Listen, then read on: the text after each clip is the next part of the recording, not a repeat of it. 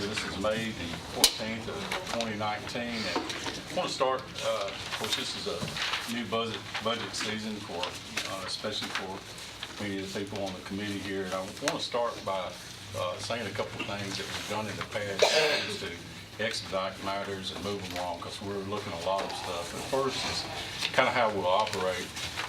What we'll do is we'll have each department head join us with the mayor, and at that time the mayor will make his recommendations, explain what he wants to there, and then the department head will be allowed to explain their budget and any reasoning that they have with that. And also we're going to ask them if they agree or disagree with the mayor's recommendation.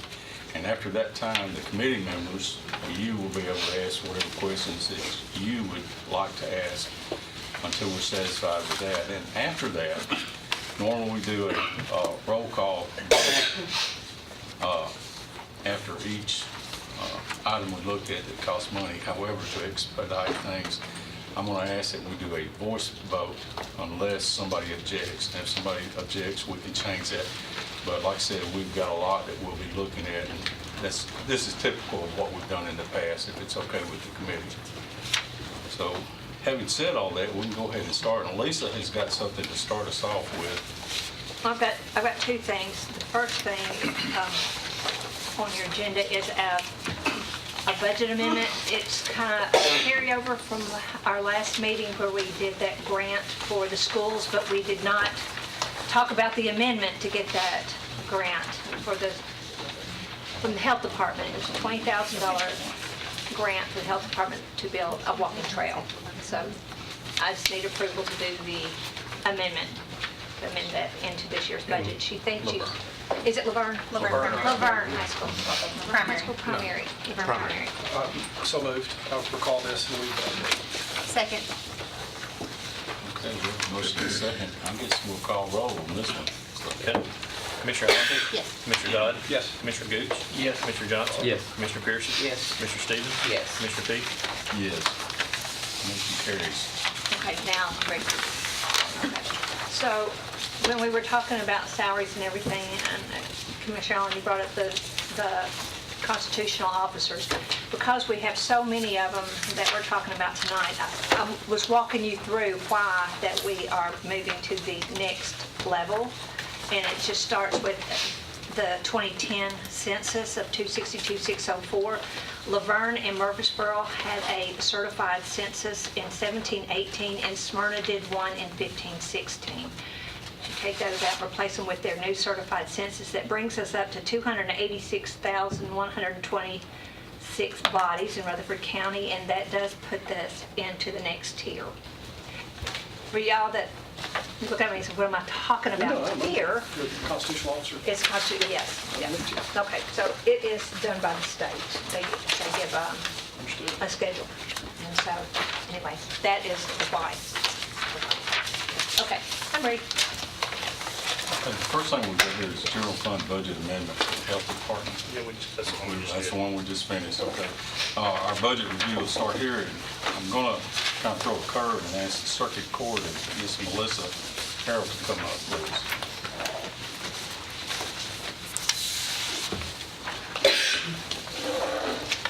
She's got an appointment, and we want to accommodate her as much as we could, so she can make that.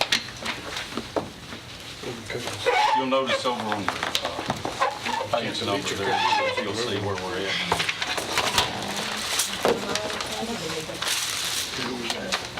Page 15. Yes, page 15. Yeah. 15. It's page 15. Circuit court. Page 15. Oh, yeah. We're under tab. I just jumped. Jump, wait, jump to tab. Two? Tab 2, yes. Yeah, tab 2.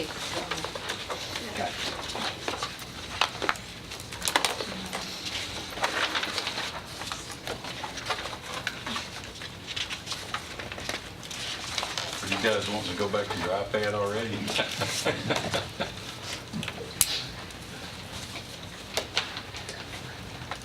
Okay, Mayor. Well, thank you, Mr. Chairman. Members of the committee, Melissa's here, and she's brought Mr. Bodery with her for the last time. He won't, from CTAS, he won't be assisting her anymore because he's taken another employment. But he's come and joined our ranks from CTAS, so he's the new finance director for the Department of for the Rutherford County Board of Education. So welcome, Doug, and sorry you're leaving Melissa because I know she's going to We're miss you. gonna miss him. Yeah. Okay. Well, under Circuit Court, under 53-100, in her presentation, Ms. Harrell, I believe she's kind of getting what she asked for, and it's my recommendation for the $1,415,406, which is a pretty good one. She worked hard to keep it within line. Any questions? On line 599, other charges, court costs. I know the amount's staying the same as what you budgeted, the 125, but it's just lower your estimated for this year. What goes in that? I just don't remember what goes in that. Let me find it by the other charges. That's the court costs, field 5.9. costs. Yeah. That's what they refer to as oververses. Anytime the county files anything through our courts. So you just thought there was going to be less this year? Yes. Okay. And No, those it's- numbers in the current estimated are through April. Yeah. Those are April numbers, not an estimated year, not an estimated June number. Now, We run these reports at the end of April when we close our books. So that's, as we said, that estimated budget is just where we are as of end of April. Just whenever something falls in other, if I've forgotten, I just want to remember what that is, you know. They charge the county, we pay it, they return the money. So we recycle that money. I That's a get it. recycle. That's a good way to put it. I get Yes. you. Okay. Not longer. Seems like it.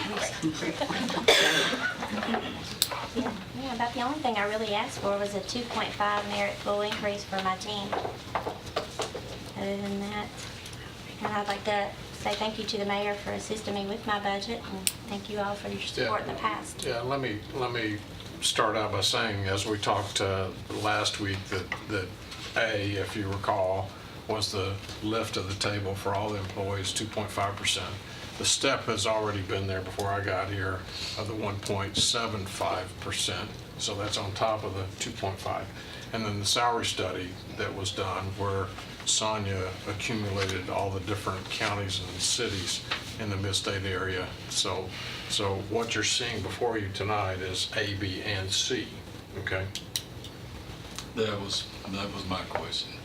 Now, since this is the first one we're starting out, and you mentioned the salary, I've looked at this and one thing that I want to make as a recommendation for myself, that's up to you as a committee what you want to do or as an individual. I support having A, B, and C for our employees of Rowan County.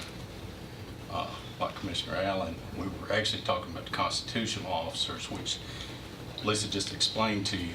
The pay raise that they get is by statute through the state. So we don't have anything to do with the amount of money they get. It's related to the population. However, our other department heads would be affected by this C. And my recommendation would be to hold our department heads, unless there's a compelling reason not to A and B, and leave the study off of that. Now, that's my recommendation. That's, something that we can look at, but I'd like the mayor's thoughts on that too, if that'd be okay. Thank you, Mr. Chairman. I think Lisa showed you the reason just a minute ago on the federal census, and that would be only for the constitutionals, but the rest of the department heads. I'm sure some of you probably had some angst when you saw these numbers of the different department heads. I'm still making the recommendation of A, B, and C for everybody to lift us up to where people are not coming in and cherry picking our best people, because there's a lot of high-tech companies that are moving into the area. I will still continue to make my recommendation. It will be up to the commission. If you want to just go A and B, as I said last week, you can choose A only, you can choose A and B only, you can choose all three, okay? Or you may come back with some other variation. You may want to limit, say up to 5,000 or up to 7,500.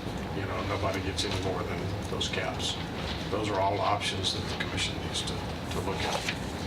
Because you may want to go ahead and pass this and then come back, because it gets down to horse trading as we get closer to setting the tax rate. You may send me back to work with every department and say, where are you going to cut now? Because they're not feeling comfortable about raising taxes by 10 cents or 35 cents or whatever it may be. And the mayor's correct there, we can make adjustments as we go along. And then when we get to our publication date, what we're actually setting, or after we have our public hearings, we can make changes right up until the 26th. I think that's our date. So we can go ahead and, Even if you pass it tonight, you can still come back and say, okay, go back, let's start cutting. There's going to be some red ink somewhere. If the commission doesn't feel comfortable in raising property taxes or raising it this much instead of this much, then that's all subjective. That not just this committee, we got 21 commissioners that have to make that decision. And they'll send us back, this committee back, to make those cuts. Of course, that doesn't pertain to the constitutional officer, so I want to make that clear. Commissioner? Which one came here? I saw you first. So personally, I would rather not add as much of the raise in on the front end and see how much money we have available and then look at that later and add it back in, instead of telling all these people that we're moving forward with a recommendation and then take it away later. That's up to the committee. And I agree, I'm especially interested in helping the ones that are on the front lines that are making $30,000, $35,000 a year that can barely afford to pay the light bill and the rent, more so than the ones that are going to be at the top of the pay scale. Well, just to be truthful with you, I just bring this on our finance director. Her numbers reflect what the mayor has got down and they've been working on. So, as far as what we're doing tonight and going forward, we can make some adjustments if that's what we decide to do. And, if you as a committee want to, look at, say, just A and B or whatever we decide. But as far as tonight goes and the numbers that we've already got, we don't have the numbers available to look at. So, we can review them if that's okay with you. And it's what I told Commissioner Pate. Me sitting in your shoes, not knowing what I would do, I would kind of make a caveat is, because I don't know what you're going to come back and ask for us to prepare, which way, and it would change the numbers. It would change the numbers for all. So I need a kind of a global thing, and I don't know if that's what you want to see now, or as we meet with the department heads, do you approve or cut anything that's not a 100 to a salary line item or a benefit line item, because all those relate. That really what you're approving when you are saying a number or what it is you'll agree with. Let's just use hers. Let's use Melissa's. Is that from 300 numbers down? Do you agree or disagree? Does anything need to be cut? And really, to me, that's what I would want to have y'all approve really tonight. If there is a change, and then global as we get to the end or closer to the end, and So anything from the 1 through the 2s, yes, and all the different and departments. kind of hold on those. Her budget total is $1,415,406. That you could agree with that. I don't know what the motion needs, how you Well- word it, but Well, what I was going to say is, of course, hers is different because she's a constitutional officer. Right. And this would not affect It's her almost, we budget, go so to can- another one. Well, exactly, Yeah. but I get the gist there. Commissioner Johnson, you wanted to, Yes. Would it be prudent to stipulate that Lisa look, give her some guidelines, basically for the department heads for a maximum to work with of $5,000 increase for their salary? well, we Would that can be- do that. I mean, that's completely up to this committee. I'm not going to make that decision Okay. for us, but I mean, that's kind of along the lines of what I was thinking. That's actually kind of what the finance director and I discussed just a moment ago when I brought this up to her. So, you know, that might be, kind of a compromise to what we're looking at. But I'll leave the floor open to any kind of motion I'd like to make. I've got one other remark. Melissa, according to this, are you currently operating on $1,487,420? That says your amended budget? That's the amended budget? Yes. Okay. So the mayor's recommendation is $1,415,406. My calculating in my head is about $72,000 less than what you're operating on now. So I wouldn't have any angst with any of this right now. But I would highly recommend, and if it needs to be in the form of a motion, about capping the salary increases for the department heads at $5,000. Well, I'll tell you what, let's do, if it's okay with the committee, let's handle one at a time. Let's go ahead and get hers closed out. Because I got her in here a little early, so we can let her out a little bit earlier. Mr. Chair, just one clarification. So the figures here as far as pay and the benefits, this is based upon C. Hers What's the- is a little different. Hers is a little different. Yeah. The constitutionals are, Well, not the staff, the assistants and, yeah, her employees, it anticipates A, B, and C. A, B, and C. Correct. Okay, so I really, I think hers is said an 2.5%. increase of 2.5. 2.5%. So hers doesn't have the step? Which has got the step in it, doesn't it? Yes, but Hers got step in and then the 2.5 to the pay. It's not on the salary It's scale. not on the salary study? so the constitutional officers' staff is not on the salary study, just the, They were included. Is that correct? They were included in. They were included, that's what I was Okay. thinking. So her staff is included in the salary study, A, B, and C. so everybody in this book looks like, other than it's going to be on the A, B, But and I'm C. saying, Sign it. Sign it. I'm saying that her numbers may not have included the salary study, is what I'm saying. Right. What I did the salary study, and I calculated what each of their employees' salary would be if they were put into the plan, and then sent that to them for them to use it to create their budget. Well, You have the salary study then? Okay. Just want to make sure. so for example, on where it says 53, 110, 103 assistants, and then on that deputies, Okay. is that All right, with the that's, salary study? all right, It's under the circuit court. it's under circuit. She's Well, page 15. She doesn't have, She'll have- her salaries do not reflect in the budget. It's Her staff. her staff, Just just the just the burden, benefits. just the benefits. though. Right. We don't see their salary You don't see their salary on any of of the fee employees. officers. well, these benefits The then based constitutional. on, I am generally based upon the step, but I base mine upon performance and things like that. So I'll stay in the 2.5% range. but on these benefits, is that based on the 2.5 range, or is it based on the salary study? 2.5. And step. And the And And staff. the step. Well, I heard step and step. It's both, step and And step. study, the step and lift. I'm going to make a motion that we approve her budget, and in fact, in every budget, that we don't make any recommendation on the salaries until we have more information about how much money we have, but we approve everything else. All right, we've got a motion and a second. Mr. Gooch, let's call That's one question. Yes. Did you lose any staff this year? No, we gained 6 'Cause last year.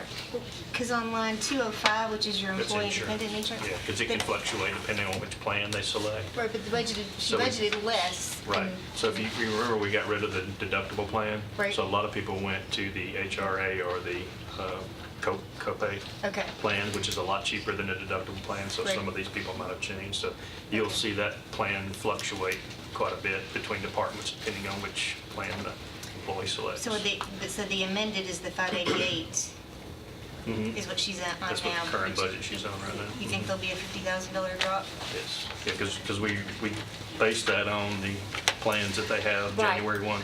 Mhm. Right. Okay. So it's Yeah. just a really big drop, so. Yeah. okay. Okay, we have a motion and a second on the floor. You want to repeat what that motion is, so Yeah. everybody's...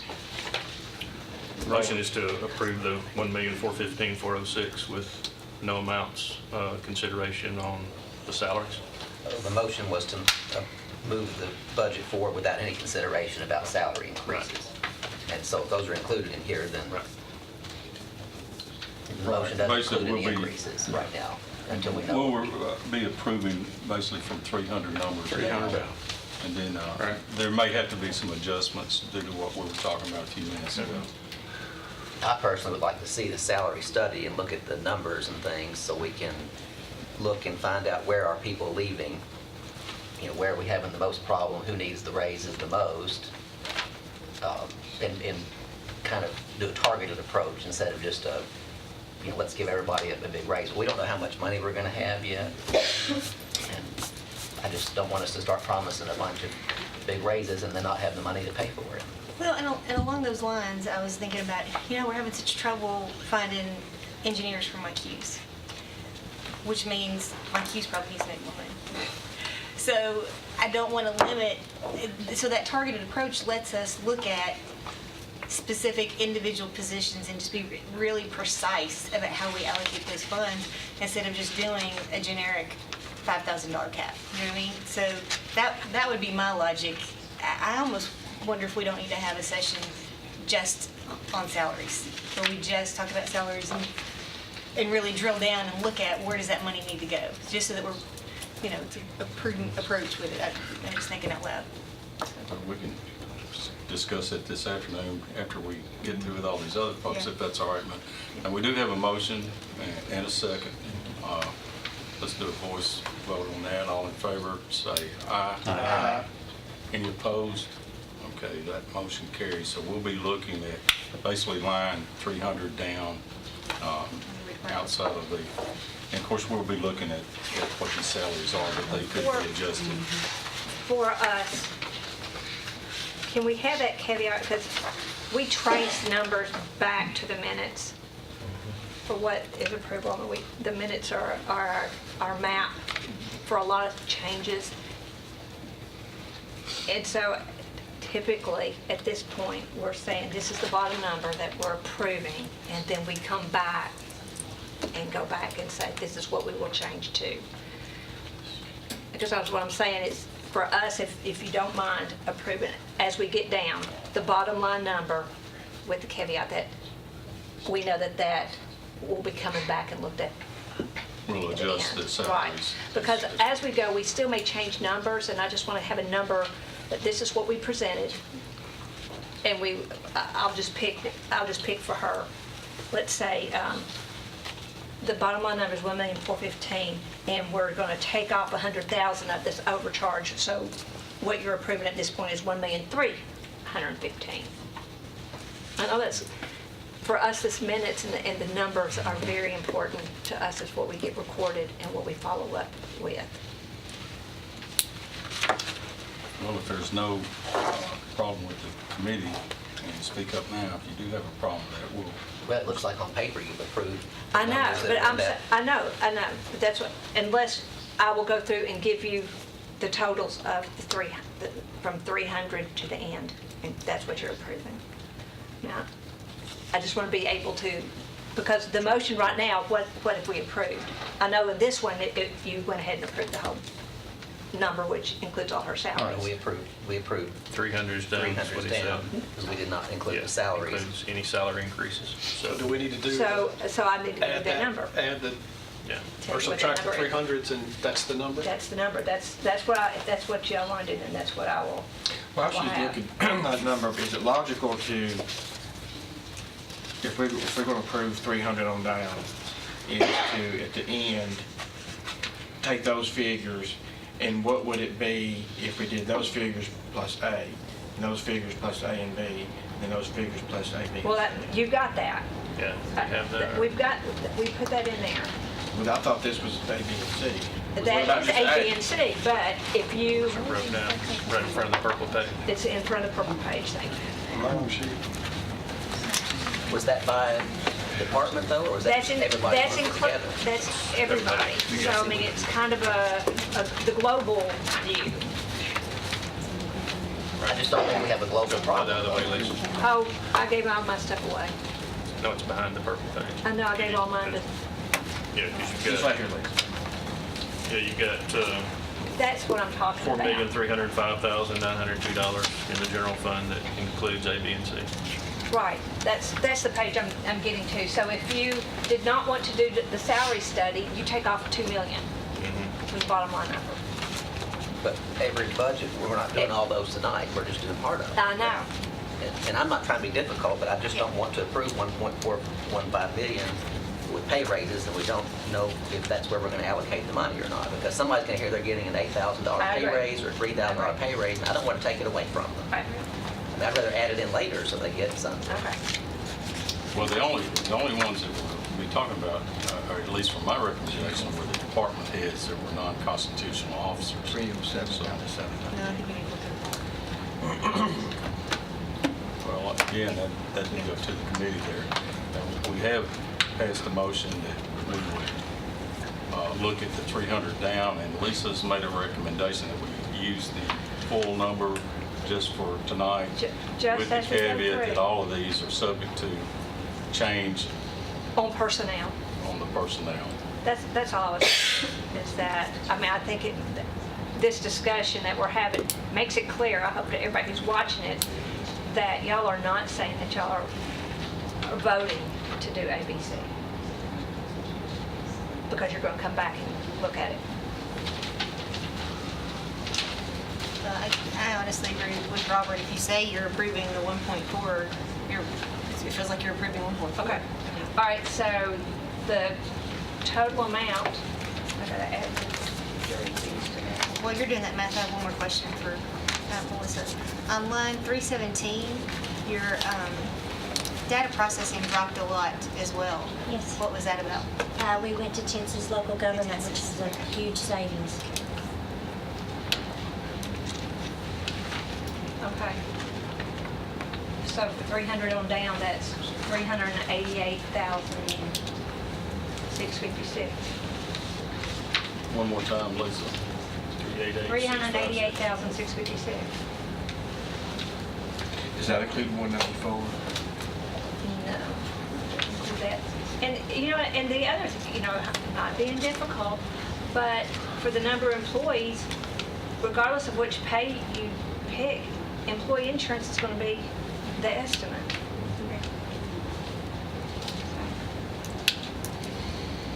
I think it, however we do it, it's going to be confusing in our minutes and say, what did y'all really approve?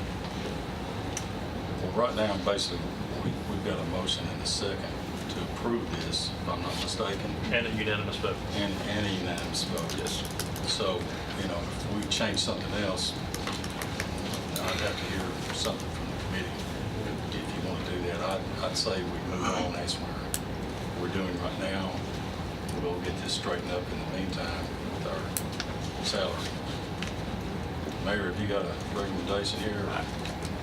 It's going to get real confusing, you know, and kind of what Lisa was talking about, if you approve the whole thing, let everybody know on TV and out here that this is a fluid document that it's subject to change, and, you know, don't count on whatever raises we talk about, you know, when it comes to salaries. Just approve and then come back and once you figure out once we throw in the school board on top of this, then we're going to have a fairly good idea of what, if there's going to be a tax increase in the general, is there going to be a tax increase in the students? We may not have one, they may have one, but then we're going to have to come back to the drawing table. And it's still fluid, so don't, you know. Well, I tend to agree with that too. I'd like to use the numbers that Lisa's got there because we really don't have the time for setting and recalculate each one of these as we go through these. Okay. But do I hear a So motion to- basically, what we voted to approve is $1,415,406, is that right? No, we voted to Forget approve about the 100,000. 388,656. Sorry. That's what we voted, 388,656. Subtract 388 from that. No, that's what we voted. 388,656 is the lines 307 to Okay. 719 is what he included in that, right? Is that correct, Commissioner Smith? That's what we did, Yeah. and she's right, the jury and witness expense isn't going to change, and the insurance probably won't, but, and so I wouldn't have a problem with adding those in with another motion, but I just, Could the motion be, how do you say it, that with, Contingent upon. thank you, that's the word, contingent upon what you know, what you do at the end, you are approving the bottom line number, contingent upon further information, how about that? Contingent upon, if we say that for every single one of them that's got salaries, to let the public know that it's not for sure, you're coming back. Contingent upon final approval. So Liz, what you're saying, you need a number I to need not reflected in the minutes tonight. Because So we can't make a motion to approve everything except wages and salaries, because you need a number in the minutes. I would need a number in the minutes that I could go back to and say, this is what y'all approved was this, and it goes back to this. That's the minutes. I mean, that's reflected. Then another minute will say, this is what it is, then we'll have either an add-on or a subtract off. Because we are building your recommendation ultimately to the full commission. And we document it all along the way through the minutes.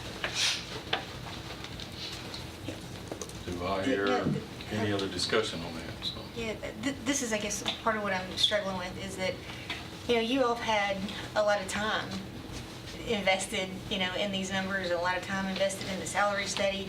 And so your comfort level is high because you've invested all that time in it. We haven't seen it.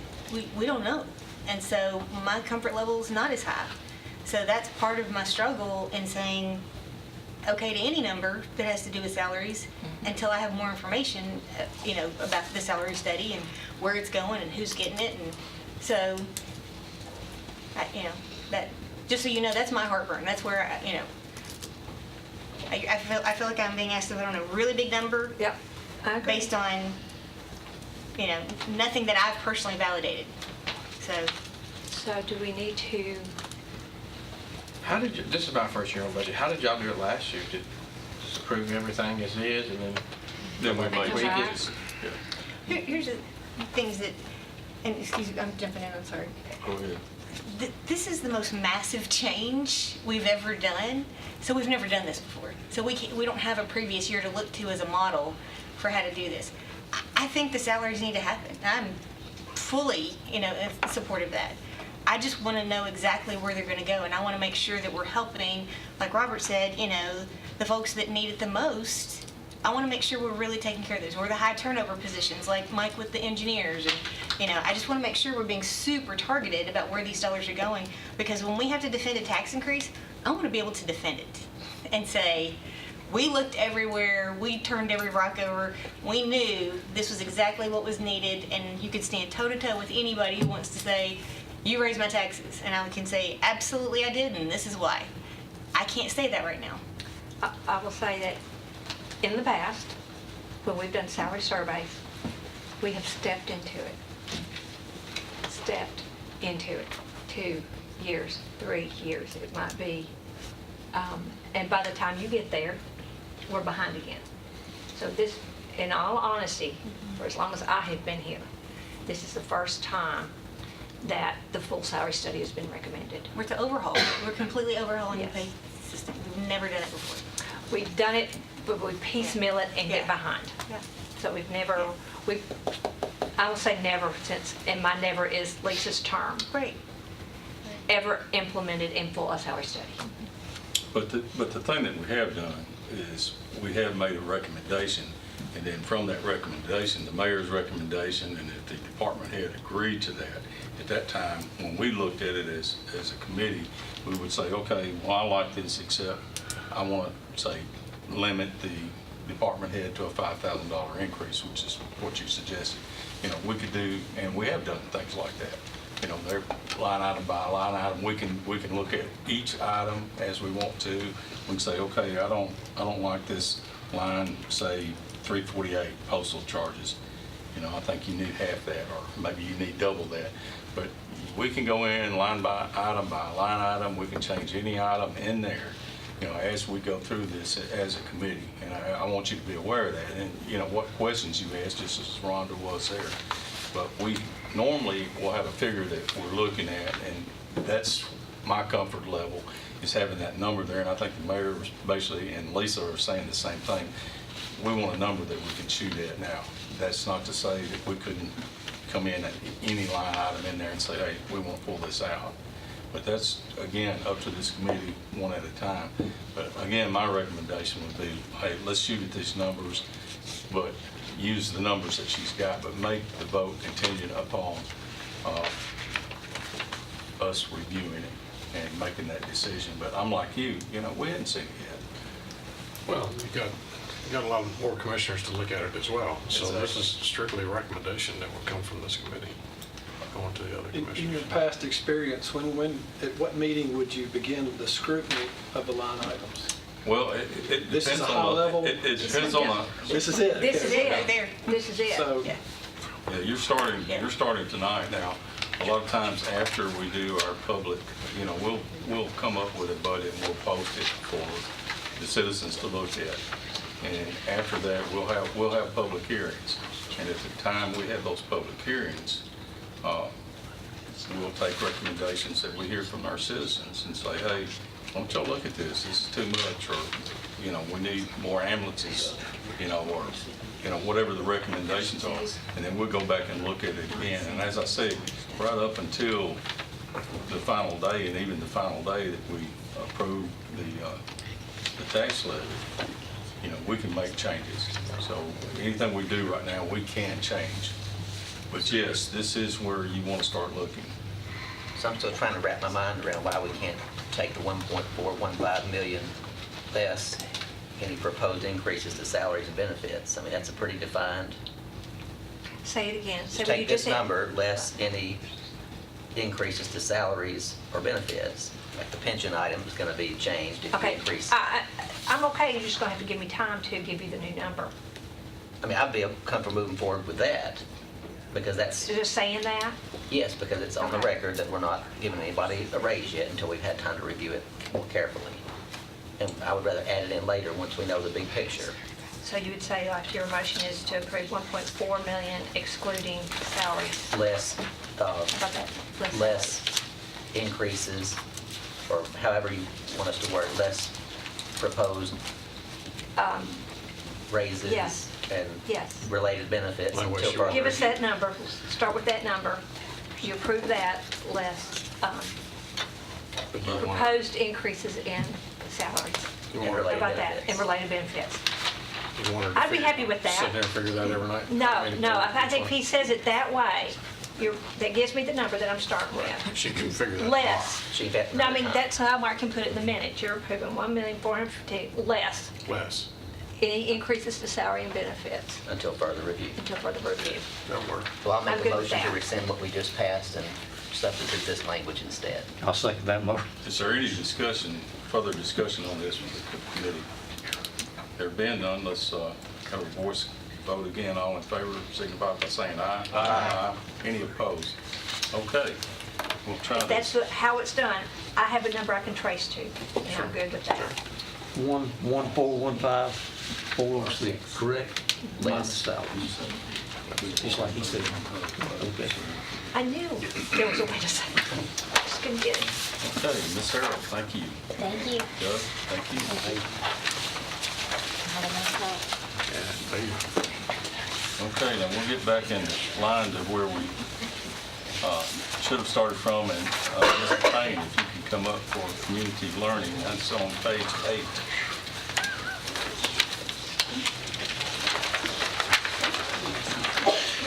And I'm gonna mess y'all up with him because he's not on a salary survey.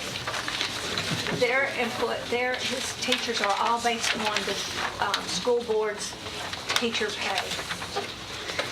So we are budgeting for his employees and what the teacher salary is today is what we budget for next year. So they are 1 year behind our Rutherford County Board of Education teachers.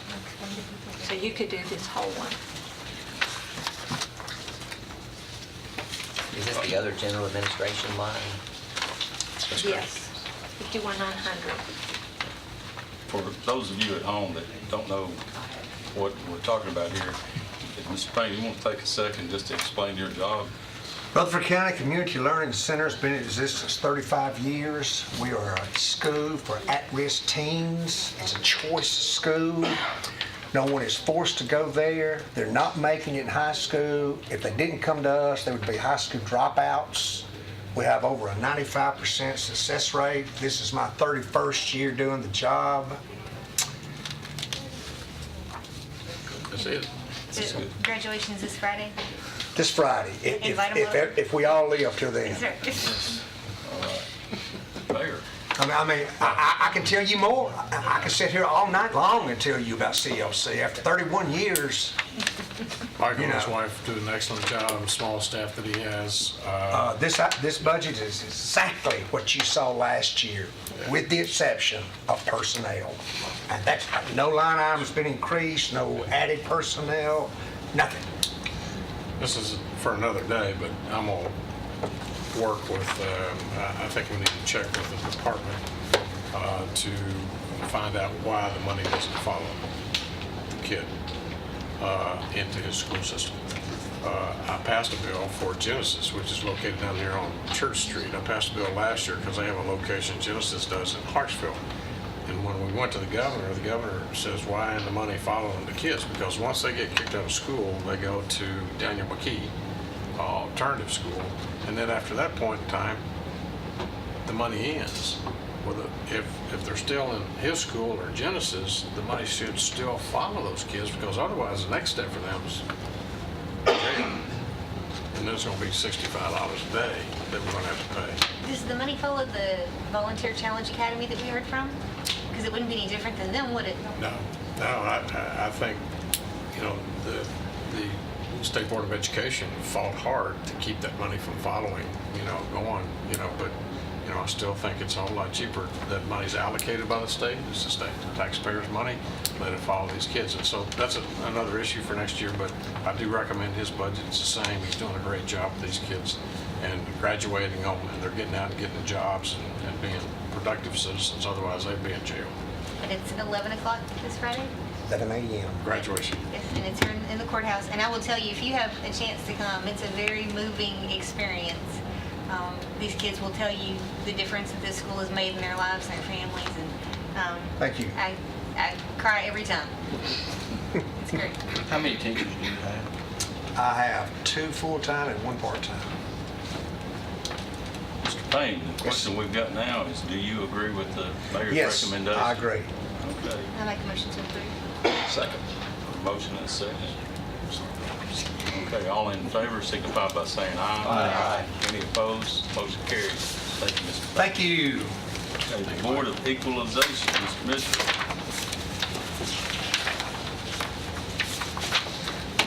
It's on page 1. Everybody has your chocolate, so take a bite.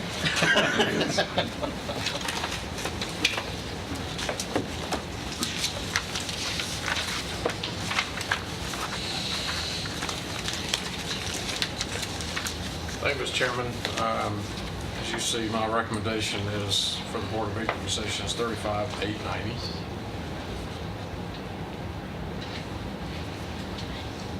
That's a 35% decrease over last year's budget. Is that because it's not a reappraisal year? Is this- Okay. Our property assessor's done an excellent job. And I assume you agree with the mayor's I agree with it. recommendation? No trouble. Motion to approve. Second. Have a motion and a second. All in favor, signify by saying aye. Aye. Any opposed? Motion carries. Page 11. Now, page 11.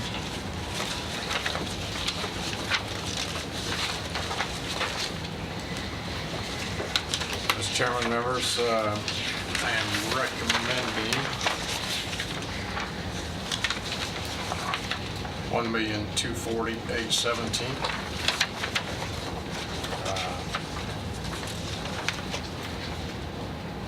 So since we're talking about basically it's what he asked for, and we're recommending what he asked for. $23,000 increase. That's doing pretty good. He's done a great Motion to job. approve. You agree with I agree. It's a 1.9% increase over the previous year, which was a reappraisal. He charges a quarter for copy. That's it. Okay, we have a motion. I hear a second. Can I ask a question about the motion? Is that motion in the same form that Robert Stevens' motion was earlier? Less salary? That's up to Commissioner Johnson. In other words, 1,240,000. Contingent upon the salary. Well, minus the salary. My salary and wages. Salary. I thought that was That's for all fine, of them. that make you comfortable, that's fine. Well, is that what we did on every one of them? Was that your Or motion? you I have to think the actually say original one it? was just on the first one we did. Okay, so not the rest of it. That wasn't on all of them, just that one. Just remember, this is the office that makes the rest of this possible.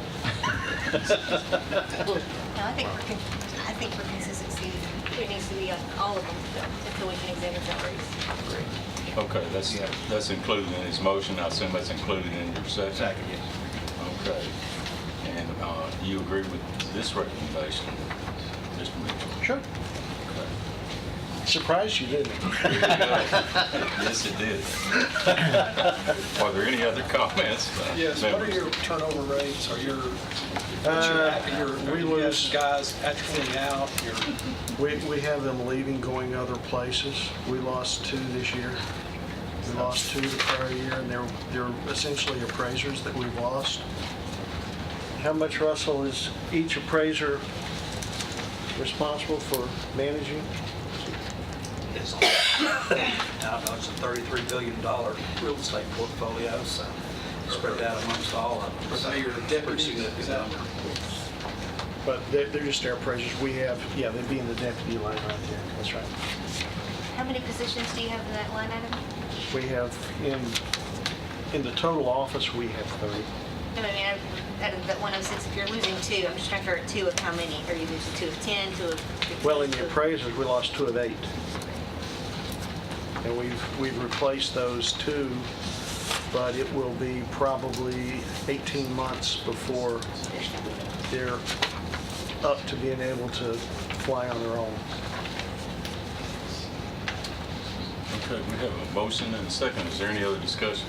Well, this brings us back to this is the time to scrutinize. Okay, we're just going to have another meeting with these salaries in front of us, because these guys may need to go up.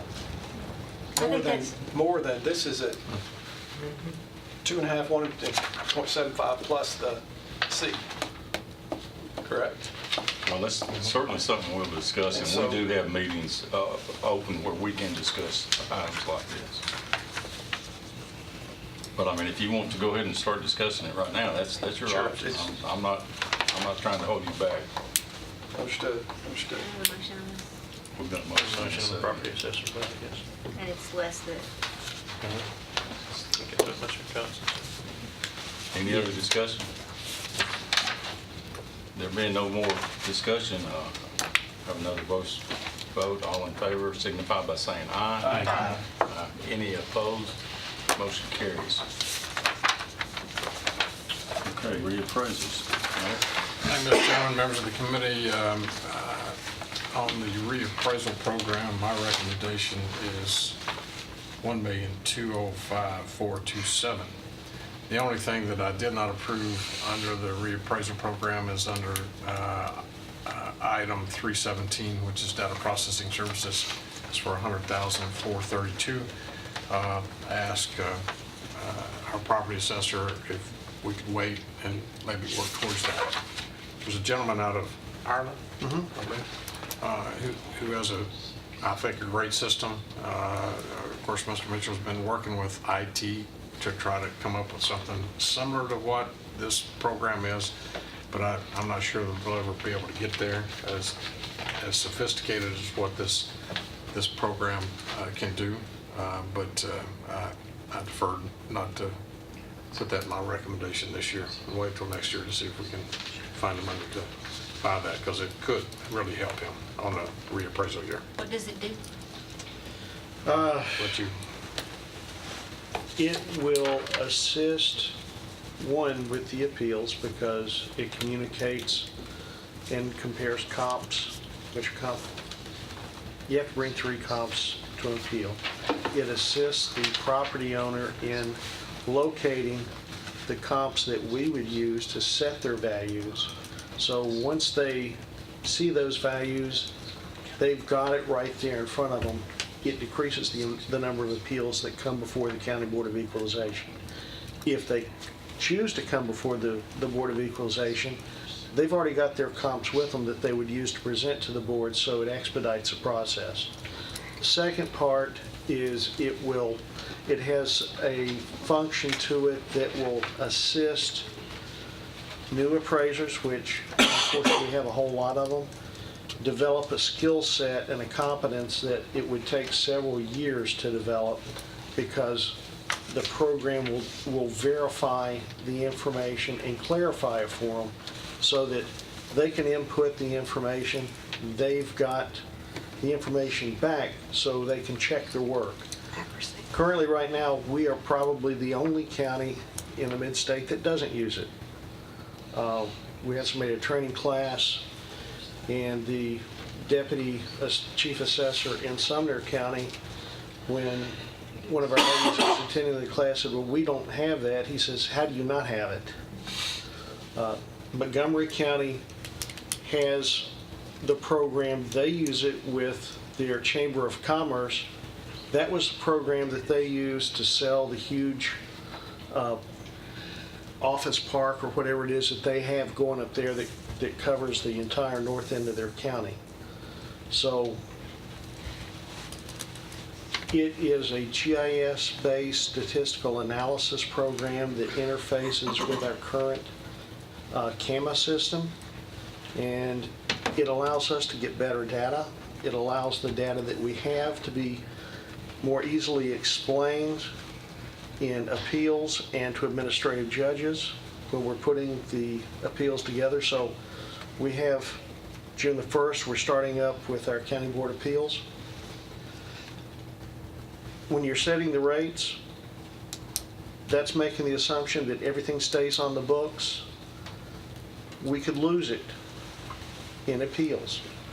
So if we don't have the tools that we have to defend the appeals, we can lose more in tax dollars than the cost of the system in one appeal.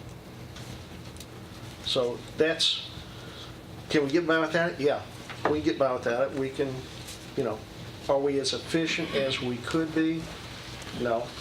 So that's how you're measuring your return on investment, is based on accuracy and then also just the savings, I guess, from not losing appeals. real estate agents could tap into it also. Yes, real estate agents can use it, so, I I like the consumer piece when you're talking about that for the homeowner. That's great, but really I'm good really system. thinking return on investment for us, you know, so, okay. it's a great program. We would like to have it, yeah. We've been trying to get it for 5 years. What's the name of it? It's Spatialist. Say it again? Spatialist. Spatialist. You're going to forego that. You're choosing to forego that and wait for a better software. Yeah. Is that the mayor's recommendation? That's correct. And I'm willing to put that aside and work toward it, because is it great to have? Yeah. Will we be better with it? Yeah. Can we do without it? Yeah. So Well, as I said to you last week, I asked each department to bring a wants. And this was in his wants budget, not his needs. And he's presented you with his needs budget, and I've approved that previously. This is in the wants. So, Mr. Mitchell, just have you repeated, do you agree with the mayor's recommendation? Yes. Okay. Any questions from the committee? Hearing none, I'll entertain a motion. So moved with the contingency. Commissioner Johnson, Second. second by Commissioner Allen. All those in favor signify by saying aye. Aye. Any opposed? Motion carries. Thank you very much. Okay, Sonia Stevenson, Human Resources.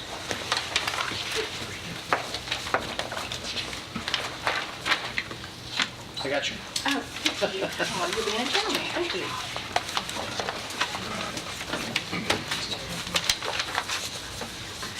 Mr. Mayor? Mr. Chairman, members of the committee, my recommendation for human resources, the personnel office is $457,739. Very good budget. On your 399, what's your other contracted services? That would be our NeoGov system that does our online applications, our onboarding, offboarding. And I'd like to say, the budget that I requested is $14,300, with the exception of salaries, is $14,320 less than it was last year. Well, I noticed there's a big drop in your office supplies. What's changed in the office? Are you talking about $499? 435, you went from 7,000 to 3,500. Last year, when Recovery Court got their own building and they moved out and risk management went to the first floor, we have not had the opportunity to have a training room before, and so we got chairs from the old judicial building, and we needed tables for a training room, and so that the $3,600 was for training tables for the training room. So that was really more fixtures than...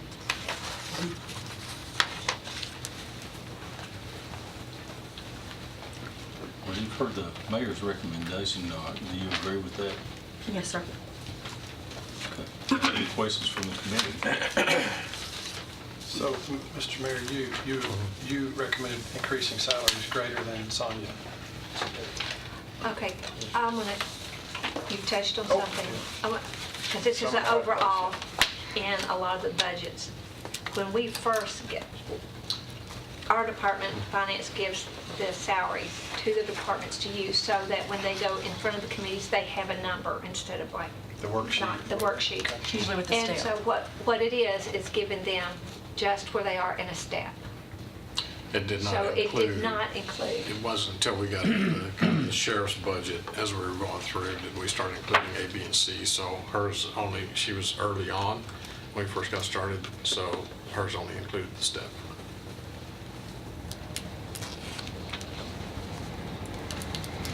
But everything else goes back to the other motion. Okay. I forgot about that. Any questions from the committee? I'll make a motion to approve with the caveat. Okay. Second. Have a motion and a second. All those in favor, or excuse me, is there any other discussion? Hearing none, all those in favor signify by saying aye. Aye. Any opposed? Motion carries. Thank you, Ms. Davis. Okay, County Attorney Nick Christensen, please. Evening, everybody.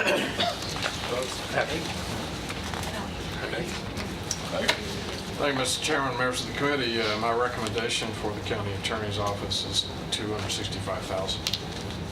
The only difference is less than $2,000, but that was on benefits. It's not to be considered in this, so same as last year. Okay. Mr. Christensen, do you agree with the mayor's recommendation? I do, Chairman, yes. It's a no change budget, same as the last number of years. Any questions from the committee? Second. Johnson, second. Commissioner Stevens. Any other comments? There being none, all in favor of this budget signify by saying aye. Aye. Any opposed? Motion carries. Thank you all. Have a good night. Thank you. Okay, next is the Election Commission, Mr. Farley. Welcome. Mr. Chairman, members of the committee, I am recommending from the Election Commission $923,647. The only two areas you'll see is we've got one election next year, which is the presidential primary, and then over on line item 709, data processing equipment, he's requesting $20,000. So that's a bump.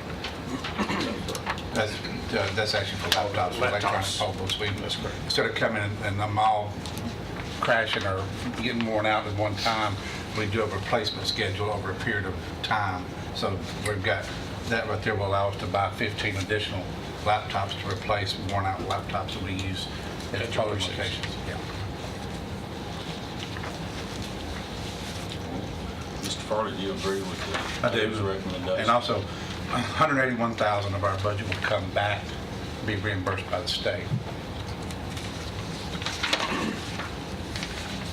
How much of that did you say? $181,000. The presidential preference primary is always reimbursed by the state. And then a portion of my salary is paid by the state, or reimbursed by the state. So that 181,000, knock out this 8,000 that you've actually increased, right? I think that's money in the bank. Okay. Any questions from the committee? Will this actually go back to the general fund? Will that stay in his line items, the 180? Oh, I mean, it comes to the general fund. It's included in the revenue estimates. Motion to approve. Mr. Johnson has a motion. Do I hear a second? Mr. Piercy. Is there any other That's on our discussion? salary. Contingent, contingent. I think that's carte blanche. With the caveat. That's carte blanche, isn't it? All right. Any other discussion? There being none, we'll call, well, actually, all in favor signify by saying aye. Aye. Any opposed? Motion carries. Go back to the previous budget. Go ahead, Colin, I'm done. Mr. Johnson, that $265,000 for the attorney, that agrees with our attorney's agreement, so there is no really salary increases in that one. Right. So, It is, yeah, because Right. if we don't do the salary, it just changes another number. Right. So the bottom line is still 265. right. Okay. Heather Donald, and Register of Deeds. Welcome. Hi. It would be nicer to you than we were the rest of the guys. There's cookies there if you'd like one. I wondered how long it was going to take someone to open one I of these just boxes. realized it. Maybe somebody should go first, but I'll let someone else do that. Mr. Chairman, Put it back there. It's getting late. my recommendation I didn't mind. for the Register of Deeds office is $370,024. If you look under line item 709, she requested additional data processing equipment. And also under furniture and fixtures, I think she had been operating with the same chairs that were purchased when the building was built back in the 90s. And so she requested some new chairs. I'd like to point out, because there's several of you that are new, the Registrar's Office has a fee that we collect, the EDP fund, Electronic Data Processing Fund. And the line items 317, 334, 411, and 709 come out of that. We generate about $115,000 a year in that fee, and that fund balance in that account, which is restricted just for that, is over $600,000. So there's plenty there for those items. And then as a fee office, we generate revenue, and I wanted to let you know about that based on our expenses. We should be able to turn back over to county general the excess of about 1.297 million. So everything's covered for as salaries and all would be covered by our fees in it, and you would still have excess to cover anything else. Okay, do you agree with the mayor's recommendation? Yes, I do. Committee, are there any questions? Stubborn, you might want to let the new budget members understand that you're under a different pay plan. Yes, I'm a fee, yes, I don't know who knows or doesn't know that, but yeah, I'm a fee office. We collect the mortgage and transfer tax for the state. They pay my office a commission. Out of that, I pay the salaries of our office and all our expenses, turn over the excess to county general. So there's always extra from my office to turn back over to county general. Is that what you were wanting me to Well, I'm explain? thinking, so as we vote on this, the pay plan's not really going to impact you, or is it? No. Because you're on your own pay plan. I'm on my own pay plan, so technically I'm separate from.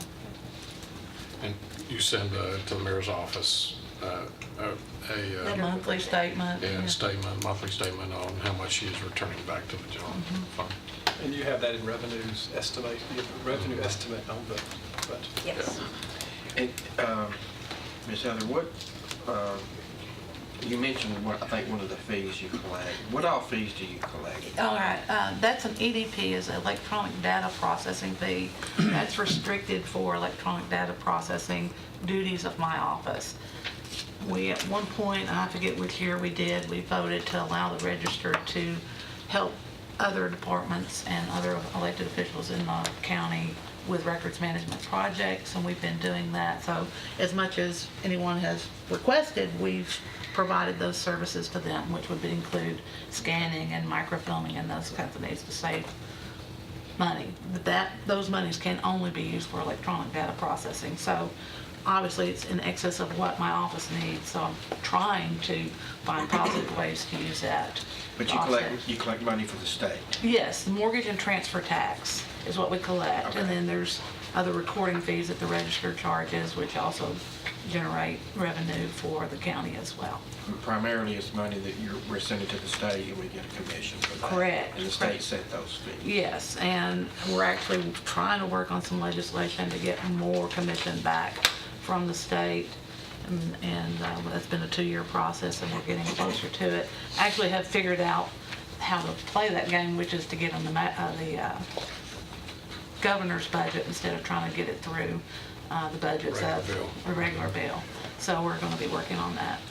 So it should probably almost double the revenue for Rutherford County if we are able to do that. Heather, are you still president? I am not president of the association this year. Okay. I had to for personal reasons. Okay. Well, It's a strong association Yeah. that code that she belongs to. And they Very, very actively involved Yeah. still with that and the politically on the legislative. Hill, they're engaged. Yes, very much so. Commissioner Johnson? That was one question, you already answered it. I think you addressed this percentage increase. That's been working through the legislature, but they haven't made any decision on that yet. They haven't voted on it. What it comes down to, everybody, what it is we get a 5% by statute commission for Currently it's collecting that. 2.5. And they ask us to remit back to them 2.4% of our commission. So we're having to fight to get the full 5% back, and it's closer and closer. This, I guess back years ago when Governor Bredesen was in office, there was shortfalls, and they went to each. And They took from each department trying to make sure. and everyone else took care. everyone has been restored except us. And we're really, it's a restoration bill to get the commission back, the full amount. Us being registrars or Rutherford County? Pardon? You said everyone has regained that loss except us. All the departments. All the departments, I mean registers of deeds. Registers of deeds, Yeah. in the 95 Yes, counties. right. So all the other TDOT got fees their that money they, restored also. yeah, everyone else got their monies restored, just not the registers. It's kind of one of those things that slipped under, and when I became president of the association, we began that fight. And hopefully we'll be able to, this next year. Now we know the game, how to play the game. It took a while to figure that out. So we just need to lobby our delegation to. Well, Well, we've had Good to do that. When steering meets with the delegation next January, that's a good item to discuss. And we have, Matt Harriman is Rutherford County. He's the legislative liaison with the governor, so that's someone I'll be speaking heavily with too to try to get that. So it would be a significant increase for us if we get that accomplished. But I guess your initial question was about, because I am a fee officer, I pay the salaries out of those fees, so that would still. So we could approve yours without the caveat. Yes, if you wanted to, if that didn't make you feel. Do you want a cookie? I don't settle for this. Okay. I'm gonna let the chairman break into that box. not me. Somebody Go needs ahead and to. open the box. I'll open the box. Let's just send one to you.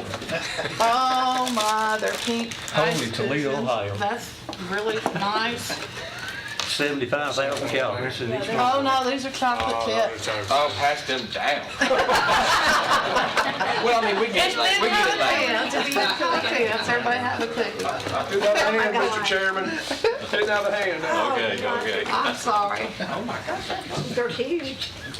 Well, you want I brought you plates and forks. Yeah, you probably need a plate. I just need a pink one. Don't want to. Oh, you want a pink one, Lisa? I'll take a pink one. There you go. The pink ones are really Here good. we go. I will have this with somebody, the sugar. Okay, let's get back on track here for a minute while you're. Okay, motion to approve the request, Mr. Chairman. I've got a motion and second, Commissioner Johnson. Is there any more discussion? And that's without the caveat since since salary studies are not impacting them. That's my understanding on the motion, is that correct? Did we not have a caveat on the other fee officer in the circuit court? Her pay is different. Even Hers more is because of the separate. fee. Okay, Right. thank you. It's even more different than the first. Well, no, actually, the other one is the same way. And we It's a had the fee office. caveat. But did she set her own fees or does she work Yes. she under hours? She can set She her own. can time. set her But own. currently, she's All right, not. then Caveat on that. then we can remove that from that motion for, Is she currently on her own? Pardon? What they do, what they've done in the past, they can do what they want. The fee offices, which would be circuit court, register of deeds, county clerk, and the trustee's office, can set their own salaries. And even Rob Mitchell can do the same under the Tennessee Code. What happens is I'll do a calculation to say, if they were going to follow the table, this is what it would be. What I will say, in most cases, they're within $1 or $2 of what we suggest, unless they've got something unique, whether it's performance or something like that they're looking at to pay for better performance or worse than, because of the performance evaluation. So in the past, that is the trend I have seen. Is that true for you, Heather? Yes, I do a performance evaluation. Well, yes and no. I've been a little bit different because I restructured the office. We went from very segregated duties to a process of cross-training everyone to do everything. So we had to balance that out. When you ask people to do more, you kind of have to pay them more. So I had to do something a little different for my office. The other thing that we've done is, because of that cross-training and the use of technology, we have downsized our office considerably. When I took office, there were 16 people. We're down to 12. And so I just used that for my pay raises, my increases, or for paying people more for doing more and learning more and becoming more skilled in our office. So I'm different. I'm kind of a hybrid, I guess, of everybody, but that's kind of my design. So basically, we can let that motion stand as it is without the caveat. All right. Unless I hear any dissent from that. All right, we've got a motion and a second. All in favor, signify by saying aye. Aye. Any opposed? Excuse me, Mayor, did you? Thank you. Thank you. I have one question. Lisa, is there anything that we need to clean up on any of these other motions, contingencies? Well, other than Melissa's, that's the other one that is a fee office. Did we, Marty, does that one have a caveat? Yeah, that was the You start. vote to take it off? The start of the discussion. Well, can we make a motion to remove that contingency with Melissa's office then? We can if we need to. I think it'd make it easier on you, wouldn't it? That's fine. Okay. I thought she said hers was based on, That's how she chose to do it. She chose to select But it's it. still her choice, her choice. I think just kind of simplify it. I think it would. If you'd like to make that motion, you're certainly welcome to. So we got a motion. Is there a second for his motion? Second. Any discussion on that? So basically, you're trying to keep it the same across the board. Yes. There being no more discussion, all in favor of this motion, signify by saying aye. Aye. Any opposed? no. Okay, call roll, please. I couldn't tell. Commissioner Allen? No. Commissioner Dodd? Yes. Commissioner Gooch? Yes. Commissioner Johnson? Yes. Commissioner Pierce? Yes. Commissioner Stevens? No. Commissioner Peak?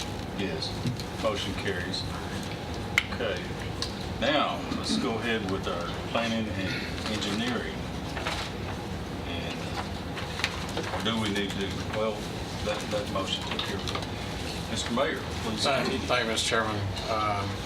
My recommendation for planning and engineering is $1,157,969. Now, well, we're not going to talk about salaries, but it's the salaries, okay. If you look under item 308, consultants, you see the large jump there from 50 to 150. That is basically what we had kind of committed to on the traffic thoroughfare study. Is that correct? Yes, sir. And comprehensive plan update. Now, we have to go through a process for that. We haven't actually contracted with anybody yet. Correct. Yes, sir. That is in next year's budget start. Yes, sir. Okay, and then also, if you'll look on the second page, under 330, that anticipates the lease if we choose to go with Enterprise for 3 vehicles that he requested. So that is the suggested lease price for those 3 vehicles. And if you come all the way down to the last item of 718, under motor vehicles, if the commission chooses not to go for the program, that's what you're looking at to purchase 3 vehicles of the 75,000. How long is the lease on those? It depends on the vehicle, sometimes 3 years, 4 years. Or is it 4 or 5? 48. 4 or 5, I'm sorry, 4 and 5. And they take it back and we get new ones then? That's correct, and that'll be up to the commission to really try to weigh out all the requests that will be coming from the different departments, how much because we really don't have a number on what we're paying for maintenance on a lot of the vehicles, like the one the workhouse has. It's 1991 Crown Vic. It's been handed down by 3 different departments. We're driving one hand-me-down currently right now, so we're desperate for vehicles. So the number in line 330 is the amount for 3 vehicles for 1 year? Yes. That is correct, on the lease. And at the end of that term, do we have the option to buy? We do have the option to buy, and also their lease is somewhat different the way the leases used to be back in the 90s. That let's say Michael wants 3 pickup trucks. I think that's what it is, and pickup trucks are holding their value right now as far as used cars. So let's just hypothetically say the value at the end of the 4 or 5 year period, each one of those trucks is still holding its value at $10,000, and instead of giving it back to them, we get to retain the $10,000 value if it's still holding it. That's what you understand from Enterprise. And then we can either keep it, or we can take that $10,000 savings or $5,000, whatever it may be, of that value and roll it into the next lease. So it's that perpetual moving of our fleet to keep it new, first-year warranty, Low maintenance. low maintenance on it, as opposed to putting a $3,000 transmission into a vehicle that's worth $250. $3,500. So more or less the money we will pay to lease these vehicles for a year, in 4 years, we could have bought new and had our own to resell at a later date. Is that correct? That's pretty close. That's correct. Okay. And I will say, being on budget for a long time and being on planning and being on their budget committee many times, the reality that you're actually going to buy them new vehicles is pretty low. So Yeah. you're going to keep it for a long time. And so there is some value to having your employees in safe, current vehicles. Yeah, and you get the newest updated safety features on the vehicles when they come out. You know, it scares me with, like, the workhouse. They're transporting prisoners and employees in vehicles that I wouldn't get in. How old is your oldest vehicle? 98. Yeah, I was in the 90s. How old is your newest vehicle? 2018. Yeah, one of the inspector vehicles. Yeah, that's right. Which is a unicorn. Right, right. We don't get this very often. Do we, since this is new to all of us here, a maintenance agreement with them? Who does the maintenance on these vehicles? They leave that up to us. We take it. Now, of course, the first year you won't be covered under Ford or Chevrolet or whoever it may be that you purchase it from. You take it back to the dealership, but after that, you can take it to Bud's Tires. You know, especially when the sheriff, they're requesting the most. Whoever they're comfortable in doing business with, or the state contract, you know, it will continue. They go through tires. Okay, so it's similar to just buying a new vehicle. That's correct. Straight out then. All right. I know we're not talking about salaries, but I was just curious, what line item do each of your salaries live in? Because both of you can't be in 101. Mike is in 101, I'm 105. Yeah, but you'll see in the salaries that he has some 3 additional. Is that correct? Well, the assistants are in 103. Yeah. Those are the inspectors, and then my other planners. And then, of course, the secretary's line item is our administrative staff. And that's, 161. This one will be contingent upon the salary stuff. Well, Make that perfectly clear.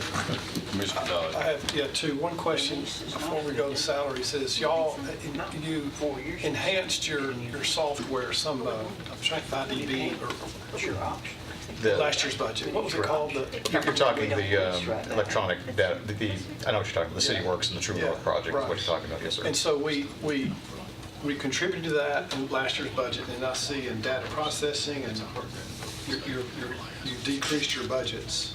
Right, well, I see your equipment went up some. Right, the majority of that funding, if you recall, back in 2018, which would have been, I guess, last year's fiscal year budget, that money to start up and all that got transferred into planning and engineering's budget. That was about $500,000, if I remember right. The maintenance fee moving forward is actually going to be in building code's budget. You'll see that when Ms. Bell comes with her budget. That process is ongoing. We actually had a meeting today with them. It's been a slower process, not through any fault of the software company. It's really been more on our end because, quite frankly, we're short-staffed and we have a lot going on with the amount of growth that we're experiencing right now, and we just haven't had the time to concentrate on it like we would like. So things are moving forward, but that's just So I anticipated seeing it step each year up some. Well, and again, that We're you gonna won't see see it it. on her. But you're going to see, you're going to see it in Ms. Bell's budget. You're not going to see it in ours. Because that program needs to. Right. There's a anticipated fee having, with that. Right. We need to keep some lifeblood into it. So. Correct. Yeah. Right. Yeah, and that was part of the overall package. You remember the overall package was about $900,000 roughly, but the remainder of those, the bulk of it, that $500,000 was the startup and getting everything. You know, the equipment, well, not so much the equipment, but the software, get everything running. And you know, like I said, the session we had today, working on some of the processes, it's coming together. It's just, again, it's just been a time-consuming process. They can move a lot faster than we can right now. All right, but did they start the clock on us? I mean, because you start paying maintenance agreements after so long. Right, because they have to order the software and all that. So right. But I'm just wondering, are we hurting ourselves? Are we paying for something we haven't fully implemented yet because we're short-staffed? And, is there something we need to do to, begin Well, that and they're value? molding the software to our needs Right. as well, so I mean, Right. it's a iterative process. Right. I just don't want to, I'm trying to figure out how to not move too slow and be beginning to pay for something that we haven't fully implemented yet. Because I'm trying to figure, what do you need? That's the bottom line of the question. What do you need to help you get that going? A few extra hours in the day would be nice. I mean, But, More bodies. but, I mean, ultimately, we will get it done. It's just, like I said, now that we've gotten a few of the first processes taken care of, those are the most time-consuming. Really, beyond that, it's kind of the same process as far as getting it all together. It's just kind of tweaking things. The next major project, I think they're going to start working on the permitting side of things. I know Tanya's going to be meeting with them next week. They're also going to start working on the rezoning processes as well. But once they start getting into the site plan and plat review, that'll probably be probably the most time consuming, because that's when they start adding in the processes for the electronic submittals and all that, and the on-base software, which is what we use to do the online review on our computers and everything. so what's your goal to have it up by? We'd like to get most of it up by the end of the year if possible. Now, how realistic that is, again, a lot of it's going to depend on the growth. Workload. Right. If the workload continues on like it's been, we're doing the Calendar best we year. can. Yes, sir. I'm hoping calendar year, but realistically fiscal, more likely. Okay. Mr. Chairman, and I think in regards to the lease on the vehicle, I think that's a good step, kind of as a test to see how that would work out. So I think that's a good move on your part. I've got a question about that, but Commissioner Dodd, you had something you wanted to talk You about. stay on that, and we'll come back around with your Question I had, enterprise. and somebody else down here asked this too, at the end of the lease, and you mentioned a minute ago, Mayor, something about a $10,000 credit, or we could Whatever the purchase. value is, after we've paid through the lease. And there's a difference in there, what is owed on the lease and Residual value. Yeah, the residual value at that point in time, we can take that and pay off the lease with it, or we can take it and roll it into a brand new car. Is there any kind of, I don't guess you could come up with any kind of hard figure. It seems like I heard one out of public safety the other night, so I was asking at the end of the lease. I remember the sheriff said something about there was an amount they were looking at that they could purchase a vehicle for. And I don't know, $400 sticks in my head, and I don't know where I got that, but. Okay, so like, this is an open-end equity lease on this one vehicle. It's a Ram Tradesman. 2019 Ram Tradesman 1500 Classic 4x4 crew cab, which you need the 4x4 in order to Get go over along the the terrain. creeks and whatever you're doing. Construction So the reduced value, book value at 40 months is $7,950.92. So you're saying we could purchase at that value? Yeah, the value of the at that time? vehicle was $28,197. We could purchase it, or the estimated value at that time is $7,900. We can take it rolled into the next lease. Okay, Commissioner Dodd. Thank you. Thanks for having me. This department, or just kind of help me, this department cannot ignore their salaries any longer. And so just kind of help me. I don't want to blend the rest of this year's budget. We've got 2 months into this new budget. But We've addressed that in the salaries. I don't get it. They're increased here. Yes, sir. At some point, we have to scrutinize, and I just want to make sure that we recognize their budget shortfall. They're under the market in salaries, and this is a market-driven profession. So you go back and look at under 101 in planning administration, that's Michael's salary. My recommendation there was 107,650. Correct. I see a 17.5% increase, but we're correct. kicking, we're with prudence and frugality, we are A, B, and C. we're postponing that decision, we're having a caveat. So I need this committee to help me. I'm ready to okay some salary increase. When are we going to address this again? You can address it tonight, yes. At That's your our option. Public Works Committee, or are we going to see this at It- the next Public It Works? won't go back to Public Works, Won't go it's right back. here. We pushed it up. We got a lot of more To budget budget. meetings. I know we've got several budget meetings, but I just want to be careful that we don't neglect. No, I totally agree. And if any other cuts, this is one that definitely needs to stay. And you'll see that next in the stormwater management as well. Right. Chairman's grandbabies may still be here if we had this salary. Because we've got a posting that's going unmet. We've got a posting for an assistant or an engineer, I should say Yes. assistant. Yeah. Yes, it is assistant It's now. posted and we need to fund that. Sure. Well, we can't fund it until That's in the stormwater the budget, county yes. commission on June 26th. It won't be funded till then, Well, right? the assistant, you've already approved Yeah. the salary for the assistant. We did We've that already early. posted it and got the applications, and they've come down. Okay. We've got 3 applicants. We got 3 applicants now. Okay. And so this is a continuation of what we approved. We approved it into the next budget year. That's correct.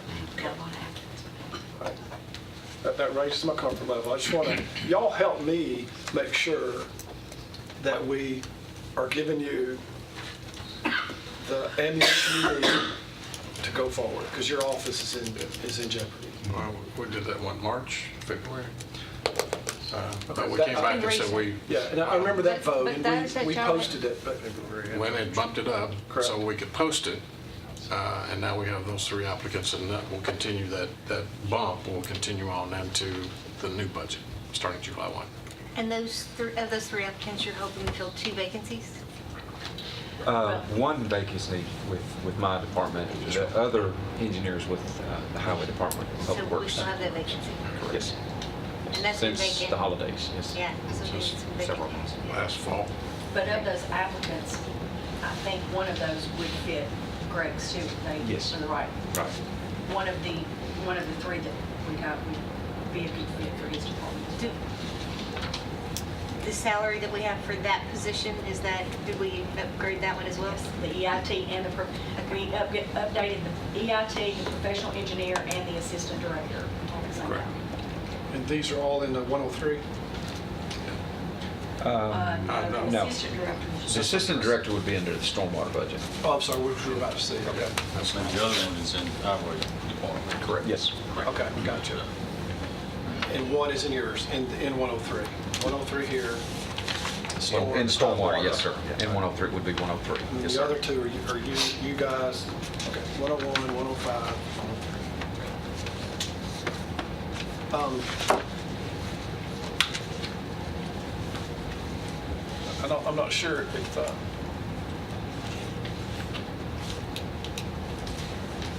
thank you. Well, let me ask this question, Doug and Mike, do y'all agree with the mayor's recommendations? Yes, sir. Committee, any questions? I've got one on, I'm kind of hung on this lease deal. Understand, go Now, ahead. it hadn't come to the full commission in discussion. We were hit with a presentation that we've seen no numbers on it. We've worked no studies back against it as far as buying our own new, selling them in a 4-year time, seeing what we can recap off the 4-year vehicle versus what we're doing now, rather than running the wheels off of them into the dirt. I would really like to see some numbers on that before we start leasing vehicles, even if it's 16 or 20 or ever how many you've got in this paperwork, because we're leaving money on the table. I've leased a vehicle, you may have too. There's nothing at the end, nothing in your pocket, it's gone. And I don't think we're really tending to our taxpayers' money real good right there. Well, I think I just read to you, Commissioner, there's the estimated reduced book value at 48 months is $7,950, and we can purchase it at that point in time. So, this is a call that the commission will need to make. We can present you those numbers on which I just did. Right here on his, 70,000 versus the 19,000. So it all comes down to cash flow. Or do you want to borrow the money? Do you want to just pay for it? in the budget. That's a decision the commission needs to make. But you're still, it's, the money doesn't add up. You're doing roughly 65 to 7,000 a year lease per vehicle, and you said you could buy the vehicle for 20, what, new? The total was 75 for 3 vehicles. Little over 28,000. 28,000? So you're looking roughly 4 years into it. You pay your lease 4 years, you've bought a new vehicle, you give your vehicle away. Why would you want to give $7,000 for a 4-year-old vehicle? Well, that's a philosophical change of what the commission's ever done. This is the first time you ever looked at leases on vehicles. You may want to purchase those vehicles. So you can make that recommendation to the commission. If you can get the commission to go along with you, fine. What we're seeing with other communities, Sullivan County just went to it, Chattanooga's been on it for probably 2.5, they're going into their 3rd year of leasing vehicles. Enterprise leases to the whole police department for the city of Chicago. So they've created this new program for governments. Now, that philosophical difference is whether or not you want to give that chunk of money up front and have to borrow money. When you go to the bond market, I don't know if we borrow against ourselves, and we could do that. That's an option. Traditionally, governments change every 4 years, okay? So the structures are not disciplined enough to change their fleet out. That's why we're still driving 1991s. But we could be. All you'd have to do is implement a plan to do that. Sell them on 4 years, turn them over. That's your recommendation, Commissioner. You know, I'm just presenting what is the departments like this. Yes. And I'm making that presentation, and I'm giving you options. I'm giving you options of purchasing, or I'm giving you options of leasing. And you said we can buy it at the end of the lease. Well, that includes leasing a vehicle and getting new vehicles every 2 to 4 years. Why would we even want to buy that big? I'd like to see it come before the commission, information in some kind of study, numbers we could look at. But that's just me. I may be the only one on the committee that feels that way, but I think there's money on the table the county taxpayers are going to lose. I was reluctant to the idea of leasing initially because I know personally for me, you know, when we buy a vehicle, you know, decades go by before we change again. But here's my thought process on this. Like you said, if we take $75,000, that's a big chunk. When we set our budgets, we have to fund our budget. And so we have to assume that expense is going to be there. With this, and so it's going to fluctuate every year. So you're going to have comfort level some years and not with others. I guess the way I made peace with this was, like you pointed out, it's a cash flow issue. If I have a fixed cost, and I know I have this many vehicles, and those vehicles are going to cost me this much perpetually, I can budget for that. I can plan for that. And those needs are being met across the county. So that was, for me, how I got to the place of being okay with the idea of leasing. Lisa, when we get into the sheriff's department, you'll see with that number of vehicles, we have been traditionally spending $1 million. $1 million. $500,000, $1 million, Every year. depends on how much the commission wanted to do that year. And I'd like to say that there is no overage for excessive miles on I those. asked about how much your mile limit was. There's not one there. So we put on at least 14,000 miles a year per vehicle. I'm sure the sheriff's department's That's why multiple. they're really lot excited more than about that. it, because there's no limitation on mileage and how many miles they put on. You know, under a normal lease, then they start dinging you over. 3,000 miles or something. They'll give you know. 10 to 15,000, and then it's a penny per mile over that at the end of your lease that you got to come in back. But this is an open end, not a closed end lease. So, you know, it's up to the commission. These places that have switched and done that program, do they have any idea of like how much they've actually saved, or can they give us information about? Where Steve went to. Did it start in Public Works? Was that the first place that Enterprise presented? I always seen as a presentation. Wasn't it that was public all. safety? Because I've seen it multiple times. It came from you. It started in Public Works, but I've seen it in other committees. Public safety And then also, I think. we did the full commission. Did they come to the full one time? No, I haven't been full. So they hadn't presented there. I just thought we. Okay, property management did. It wasn't public safety. And it just kept making more and more sense. I thought we went through it pretty thoroughly at each of those committee meetings, multiple times at property. Mr. Sandler, when he comes back in, but the best I recall, you're not going to see a large amount of savings. You're just going to see the philosophy change of whether or not you want to purchase, and are you disciplined enough to roll out and get new vehicles, new maintenance that you don't have to pay for the first year. Are you disciplined enough to do that? If not, then the lease seems to be the way to go. Well, you have the uncertainty of who's going to be on the commission and who's going to be the mayor and what's leadership, change. And of course, they could change all this, with the very next election. But I guess, again, my thinking for this, it provides some consistency for the employees, and it provides consistency for us in terms of budgeting. Keeps your fleet fresh. Yeah. And there again, I think the savings will be, and a number that I said a minute ago we haven't seen, is what we're spending on maintenance. But the maintenance in the, like on a 3-year lease, last 2 years' maintenance is county expense, right? Yeah, first. And what's the name of the company? Enterprise. They pay the first year. You go to the company, right? Don't you go to the dealer? You go to the dealer for, Manufacturer's warranty.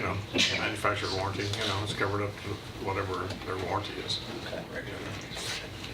I still think there's money there. I think it probably doesn't include like oil changes and stuff like that. It's just if your car breaks down in the first year. Yeah, they you're take still it. going to have to pay for oil changes. Right. But if, Okay, we've heard the mayor's recommendation, and you gentlemen have approved that. Is there any other discussion from the committee? Mr. Chairman, committee, how do we propose scrutinizing these budgets? These salaries? Is it a matter of, are we going to request the survey and kind of vet that or brainstorm on that? I think we need to have a dedicated session to salaries. I would recommend that the HR director give you our pay table, the current pay table, the current table with the 2.5 left, and give you where positions, not people, not names, but the position, and I'll use like a patrol person, where their median salary is today and what the salary survey says it should be. I've already got that calculated for y'all. I just didn't bring it because I didn't know you wanted it tonight. But I've also got turnover by department, so it kind of lets you see how much the turnover's been, and I've done it over like a 10-year span to see how the turnover has increased by departments. But then also, I've got it already broke out and where their prior pay grade was and where it went to, so that you can see the change, and it tells you the percent. And it's, anything that was a 2% difference, more than 2% or less than 2% was adjusted. So I will, if y'all set up a meeting or a time that you want that particular thing, I'll make sure that I'll have that all available. I'd like to have, and then what I would like is to say, if the choice is we're going to target these positions, these are the ones we're going to do. These are the ones we're not going to do. Then you give me something to work with. could you possibly do tell us what that figure is? Well, we've got already got that, that calculated. but I think Okay. the But just show the number and then show what the lift is, and then show what C is combined, and then the members can go back in and go on. well, they've got that. They've got that, but I think the questioning that I'm hearing. Separate sheet. Well, do you want it by department? Is that what you're That's wanting? what we need. That, you want the 2.5, the lift, and Yeah, just- by department? If you've got these cells hidden, Yes. just unhide them, let us see it or something. Well, it's not. Whatever. You can- Because there's- this number also has calculated in it the benefits associated with it. So that is the impact to the budget, not just the salaries, but But you're not gonna FICA, be able Medicare. I wouldn't mind if I don't care if it's lumped together. Just- You're not going to change the benefits. They're going to be, No, benefits it's gonna be a are what calculation. they But are. there's X number of people in this, Is this what you and want? this, and this. So this has each location. It tabulates to this. This is this is just sheriff's office.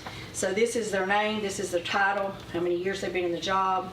This is what they're currently making today, their pay grade and step. This is what it would be with just a step increase, and this is what it would be with the 2%. Once you did that without names. Okay, so just do positions. But this one that says 2%, I can drop in another column that does a 2.5% lift, but doesn't include step. So that won't be hard, I can add in one other column. But I can do, if that's what you're wanting it to look like, if that's what you want it to look like, I can do that. And where's the salary study data? So if you want just the raw data, that's a separate thing. This is what the salary would be with this survey. So if you're wanting just to see the salary survey, I have a spreadsheet on that too that says what the position is and where I was talking about the percentages If they and can see how all the... three, A and B, A, B, and C.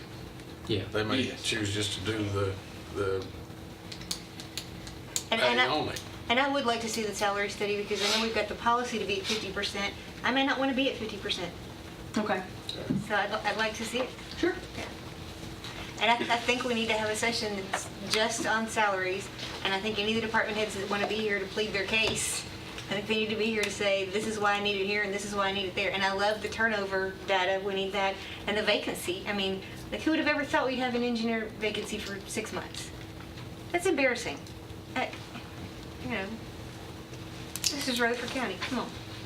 Everybody should want to be here. Absolutely. Well, do we have a, I mean, I've been looking at the agendas, and they're pretty full. You know, without going outside of these and adding another day, and I can't look at mine.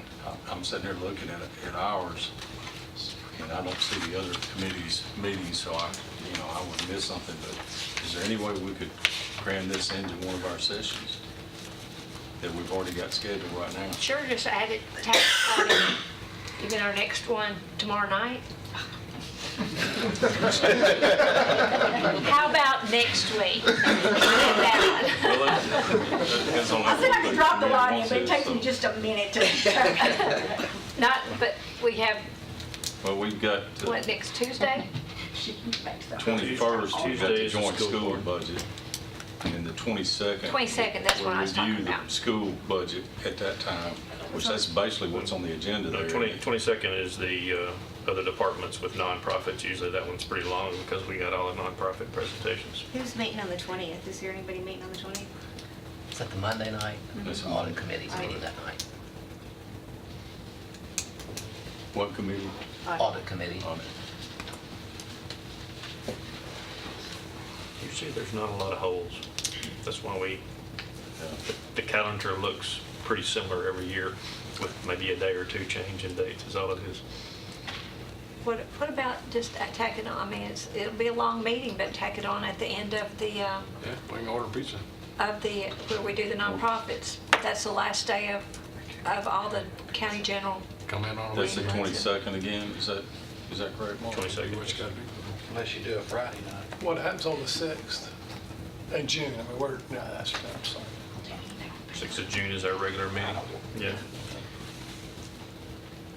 And it would be tough to get anything in there because you have to put your publication in because the public hearing is the 17th of June. So you have to get your publication presented. So it's going to run up against the publication deadline.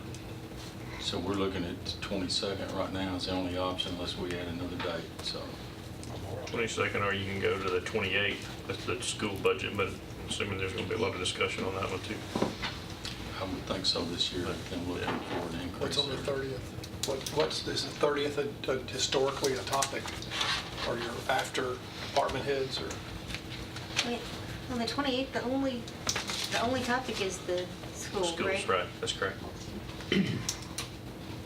And we will have had our joint meeting on the 21st. And the 28th might be good because you can think it might be. discuss it there and then come back on the 30th. And the 30th is when you should propose the budget for publication. So you're going to have to kind of know all your numbers at that point. Yeah, the 28th, we need decisions Right. How does that on sound what to you're me? recommending on the salaries. 28 sound okay to everybody? Mr. Dodd? Yeah, I'm just, historically, I don't know what the education budget requires on that night. It might be brain fried. We may not be able to function. I mean, you're already going to hear the budget on the schools The on the previous, 21st. On the 21st. Joint meeting. Right, you're going to Okay. hear it in there, and then it's just going to be more of your voting it, because that's not really your meeting. That's Health and Ed's meeting, and you're just joining in to hear discussion, take part in the discussion. I mean, I don't mind the 22nd either. The more time we have to Yeah. talk What did about you it, say? think about it. I don't want to push us too close to the deadline. She and said then- 22nd. Yeah, if we, because that nonprofit meeting, it is long, but it doesn't have to be. You know what I mean? It's not brain heavy. It's not a brain heavy meeting. And you might handle it a little differently, yeah. Okay, do I hear a recommendation? So do you want maybe attempt it on the 22nd, at least to have Sonia be able to give it to you first blush? Yeah, I'd like the information before the 22nd so we can talk about it on the 22nd. I don't want to see it the first time at the 22nd.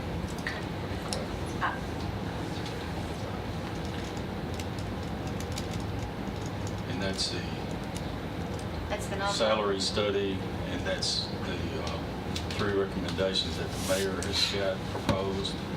And was there anything else that you'd like information from Sonia? We'll make sure we've got all this ready for that night, so at least it'll be available. And actually, we've requested to get that beforehand. Will that be a problem? Yeah, so give me a date when you want it, I mean, Well, we're looking at the preferably not 22nd. tomorrow, We're looking but- at the 22nd, but we'd like to get it at least a day or two ahead. 20th Which is or a week from the tomorrow. 19th or when?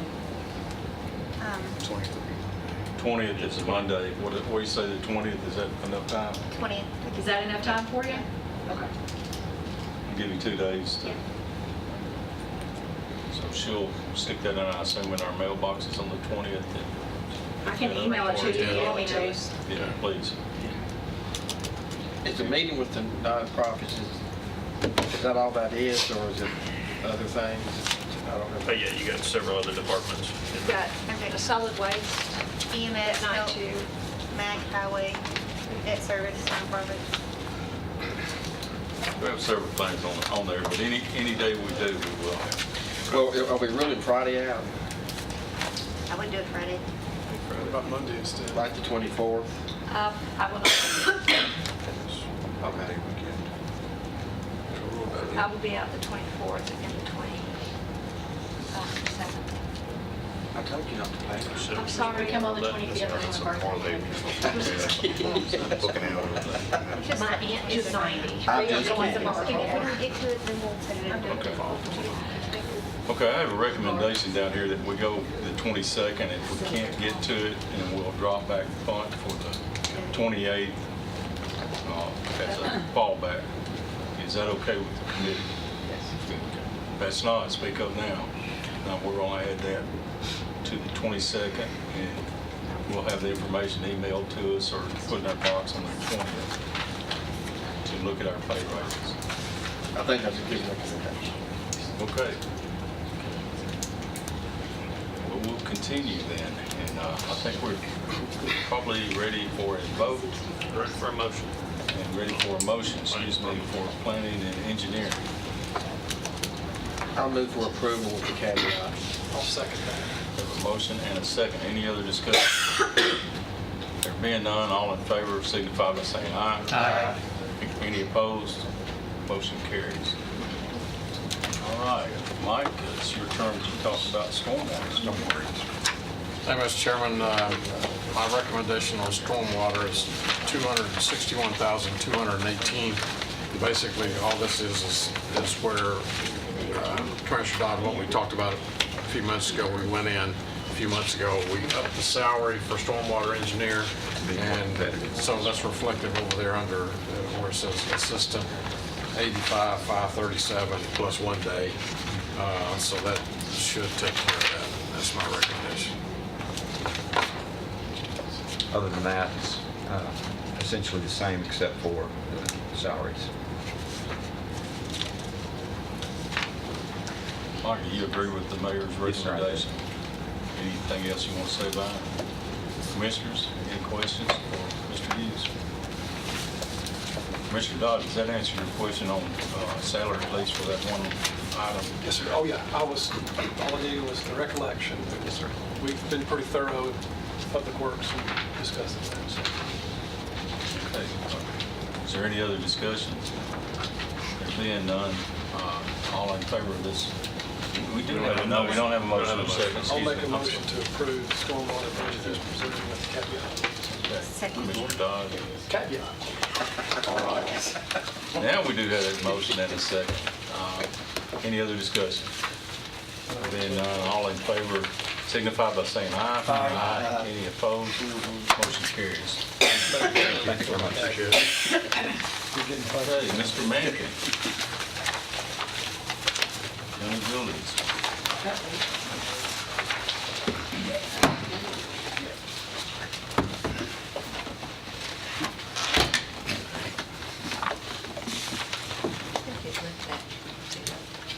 The consultant, Lisa, the consultant for planning was 105,000.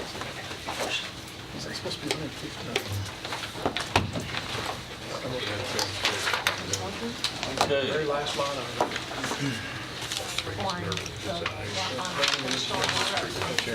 Very bottom, consultant. The mayor said when I thought we were doing the committee. Okay, Mayor, if you're ready to proceed. Yes, sir.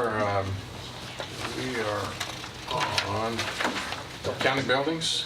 Mr. Mankin is here with us. I know we're not talking about salaries, but members, let me share with you. If you look in under supervisor and director, my recommendation in that, no matter what happens, I'm recommending that we stick with this salary for Mr. Mankin. He'll be the only one that I make this recommendation to, with the 92,232. And let me preface by saying, so a lot of our buildings and remodeling and everything, we siphon off to the PBA. Mr. What's our consultant? Jerry Preston. Yeah, Jerry Preston has sent us a letter. He sent me a letter saying that he was going to go ahead and retire for the second time, and he was not going to be working for the PBA.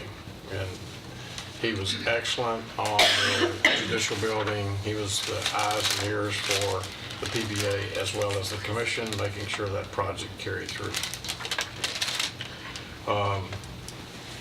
PBA, Mr. Picklesheimer, other members of the PBA, I approached them. They didn't know who to look for. We've got several projects upon us and needed to move forward. I made a suggestion, just like when we get ready to start across the street on the old judicial building, nobody, even if we hired somebody, knows that building better than Mr. Mankin.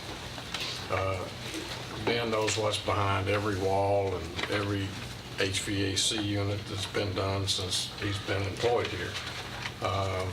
So my recommendation is that instead of hiring somebody through the PBA, and Ben already has, I think Rob is, since you've been here since September, I believe, Rob, you're feeling comfortable and can pick up some of Ben's slack. That's not saying that he's relieving himself of any of those duties that he's currently doing and managing, but he feels comfortable that he can handle it with Rob's, he feels comfortable with Rob picking up some of the slack, and he can oversee our buildings for this price instead of paying to PBA, and then PBA sends a bill to us, or Mr. Preston did, that we would pay. We just keep being at this salary, and that's my recommendation. And then on to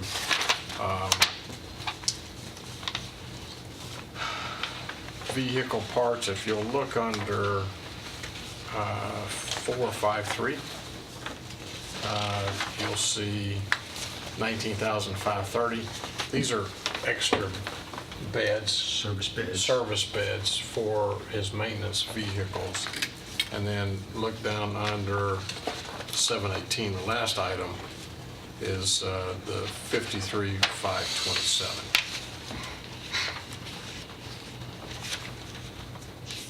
So, Request for trucks. So we have a request for the trucks at the 53,527, and then we took the beds that would be mounted. Well, they're not new beds, right? No, these are new beds. Okay. There's, and lift gates. And lift gates, with Tommy lift on the back. Okay. Yes, sir. And then also under 707, building improvements. As I told property management the other day, we were notified from community care, our nursing home. You know, we turned that over to the nursing home. It's run by a separate board. It's independent of us. However, we own and maintain the building. It's in need of a roof. We just approved for the architect, Rinks, I believe. Yes, sir. For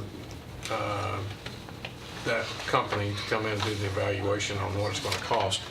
We put in, it could be cost more than the 400,000, but at least Lisa and I felt that was a pretty good start because we have no idea. It's got like 5 layers of roofs on that building out there. On line 718, motor vehicles, mayor's recommendation is 0. It's got an operating lease. There's along with this, it's Previous recommending page, the second lease from the instead of bottom. buying the truck. And you'll see that in Line 330. That's the truck, 330 is the truck. 330. I got it. 8900. Can you walk me through That's the correct. personnel shift that you're making between 166 and 167? Looks like you're, Okay, if you go back to, yeah, I saw the changes. you but saw the changes? Yeah, I just didn't know why. I'm just trying to figure out the why we're losing custodian and adding maintenance and what, Sure. what the roles are. That, it's behind the yellow tab. Yeah, I saw the physical numbers, I just want the story. Right. And then he's, over a long period of time, we'll call it attrition, is transitioning full-time custodians into part-time. We were down to 2, now we're down to 1. Part-time, full-time or part-time? Full-time. Okay. So now we're still 1 full-time, but, so it was a transition of eliminating, I mean, we're just eliminating the position. Their body is not there, the person retired. So he is adding a landscaper, That is currently part-time. part-time. We're Yes, sir. making it full-time. Yes, sir. And then going from a grade 6 to step 5. And then we're adding an ADA safety person with a grade 21 to step 14. Yeah, what does that person do? That That's awesome. ADA person, basically, So Sonia is in charge of ADA, but this person will go out and identify the Compliance. problems with ADA Just make sure. and be able to repair them on site. Isn't that mandated? And then, and that's what I was gonna say, and there's another piece of it by December 2019, with the assistance of building codes, Tanya Bell, Mike Hughes, Doug DeMossi, myself, and then we gave all the reports to Ben, bless him. And we went out and we had to do an audit, starting back in 2016. And so we had to audit every county building and every polling place, every ball field, all of the properties that the county owned. And then we had to look to see what were the standards as of 2010. In the past, buildings, county government buildings, not just county, but government buildings were kind of excluded from having to come up to that level. If they were built in a certain time frame and say the bathroom or whatever, then we weren't necessarily required, but now we're required to move up to the same levels. And so we conducted that audit, and there's like, 7 binders full of the audit papers, things that we have to have done by 2019. So part of what this position will help us do is to take that and do that, those repairs, but also moving forward, as the safety inspections are done by each building, then that person can actually do the inspection and then make the repairs, and then that will save us from future audits. So is the money for the repairs in this budget somewhere? it'll just come out of my regular maintenance budget. And then we have some in building improvement to make some of the larger repairs. So.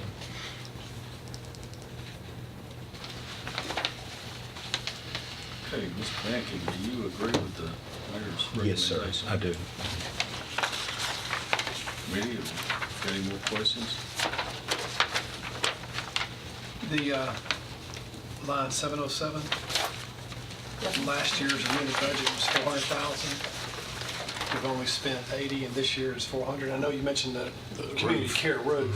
So the 400 from last year was just not expended, or do you expect to spend this 321,000? At our last meeting, we amended money out of this line to go to repair around the courthouse. Okay. I think we were at 270,000 that we Fund took out. balance out of it, okay. This plus a fund balance to make up the So 600,000. 400's your budget for next year to fix the roof out of the county. It was development Amongst other tax. things. Sure, I understood that ADA repairs, whatever it is. Thank you. I think we took that out of development tax, please. And fund balance on that. That's correct. You supplement with this? Pardon? Was it development tax or It was was- it this? No. No, it was both. We It was development supplemented tax two and things. and not fund Yeah. balance. Two different. Yeah. It wasn't fund balance on Gotcha. this one. Okay, were there any other questions? Mr. Chair, I'll make a motion to approve this with the caveat except for line 105 and keeping it at 92,330. Second that. Okay, we have a motion and a second. Is there any other discussion? There being none, all in favor signify by saying aye. Aye. Any opposed? Motion carries. Thank you, Mr. Okay, Mayor. thank you. Thank you, Mayor. Okay, Mr. Lowe.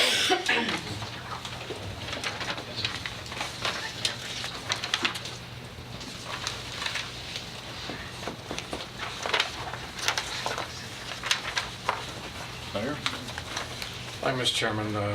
Members of the committee, my recommendation for archives is 221,947. Of course, we're not doing the salaries, but it's, the only thing that's different is one position for half a year.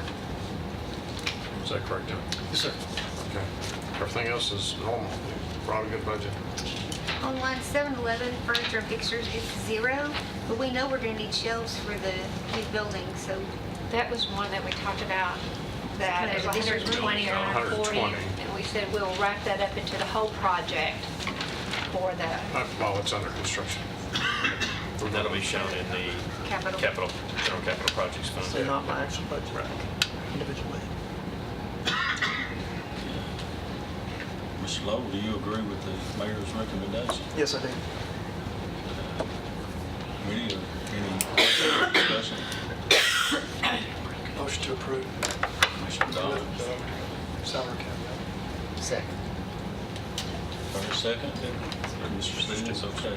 Is there any other discussion? All right, all in favor signify by saying aye. Aye. Any opposed? Motion carries. Thank you, Mr. Lowe. Risk management, Mr. Elo.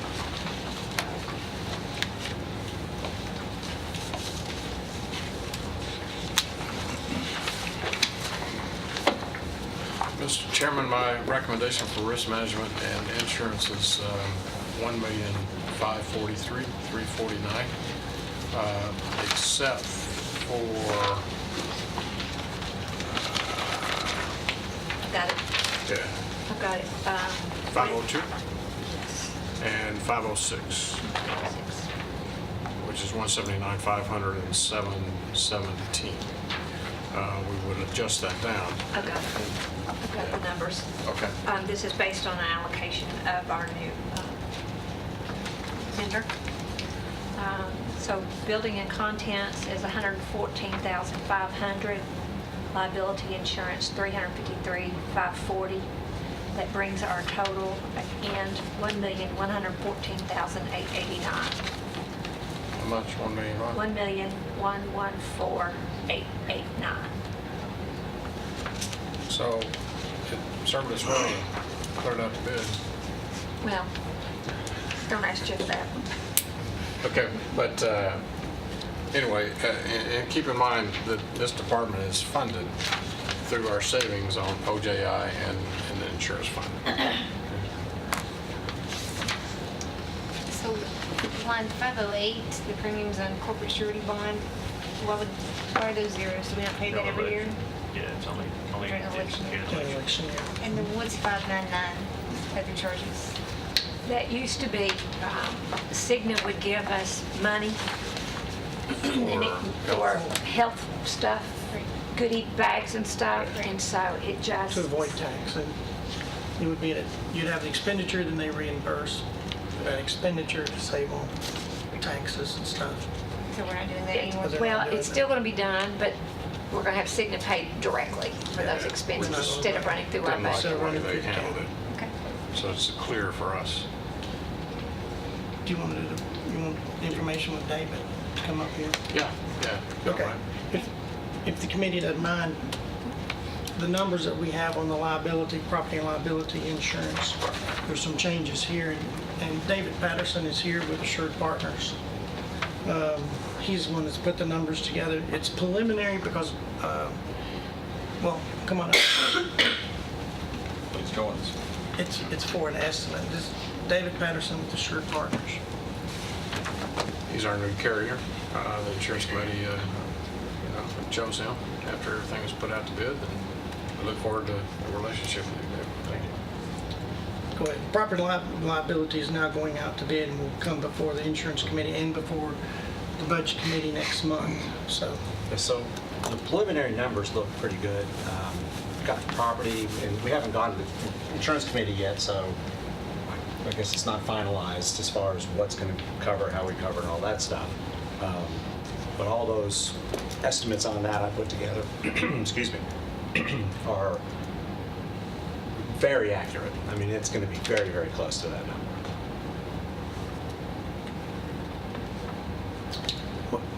what you have a discrepancy of is with the schools is that how you want to allocate the premiums based on exposure, based on losses, and the numbers we have, as you see the big decline, is just more based on exposure, not taking into consideration who's had losses where. And it's a big increase for the Board of Education, the school board. If you want to pass out. Yeah. Because we also have 2 new schools to insure. We do. But that's not all of the increase. As they've gone through, it's going to be a shift of some of the funds that are coming out that the general fund has been paying for when the exposures are much greater. If a tornado were to take out, let's just say Rockville School, that's a huge exposure, all at one time. If it's totally blown away, that exposure. And so they've been able to go in and reshift a lot of the exposures by department of what department should be paying for what based on exposures. Lisa gave me the 5 general departments that she wanted the premiums broken down by. So it was just a matter of figuring out what the exposures were. And the first page that you'll see on what's going around is just the total premiums, and then I broke it down by each division departmentally. And then the second page is how I did that. And basically, there's really 3 major categories of exposure that we measure for the insurance. Property values, total insured values, of which we're talking about the school board right now, so just as an example, 81% of the total property values of the county are within the Board of Education. They have 82% of all the employees in the county. Okay, and then you can see they have 47% of the liability, because they have a lot of contract buses that we insure the liability on, but then their physical damage is smaller because we don't cover the physical damage on those buses, just the liability. So that's kind of how I came up. So when I did the calculations for the allocations between departments, it's really just the pure exposure. How many employees are in this department? What is that a percentage of the premiums that are affected by employee count? And I came up with a number. Does that make sense? How many automobiles does each department have? Divide that into the auto liability premium and then multiply it times the percentage. So it's truly the pure exposure, not taking into account claims activity, because that's really a slippery slope. Because if landfill, for example, who has a very small percentage of the premium, had $1 million claim, and they could, there's no way we could pass that claims cost on to landfill. There's no way. So we just have to decide how we want to allocate claims, and we're having that meeting, I think, tomorrow. Yeah. And these numbers are pretty fresh. I mean, but it will run through, like I said, insurance budget in full, I guess, the full commission next Has the month. Board of Education seen these? He has, but they're, like I said, they're fresh, and if Jeff wants to speak, I'm sure he does, because We're going to be meeting to discuss this process. There's further conversation on this. Yes, because it's a large difference in what, the way it was allocated before, and I'm still trying to get the formula, how it was done before, but somebody plugged in a number for claims, and it shifted it more towards the general fund than it did the school. But you just have to be careful. Generally speaking, this is getting into the weeds with insurance, and I apologize, but there's no other way to explain it. You've got your base rates times your exposure. Base rate of auto times 1,000 vehicles, and that's your general premium. Then they do experience rating, which is how they adjust Rutherford County's premium based on the claims that you've had, okay? That number is only about 10 or 15% of your premium.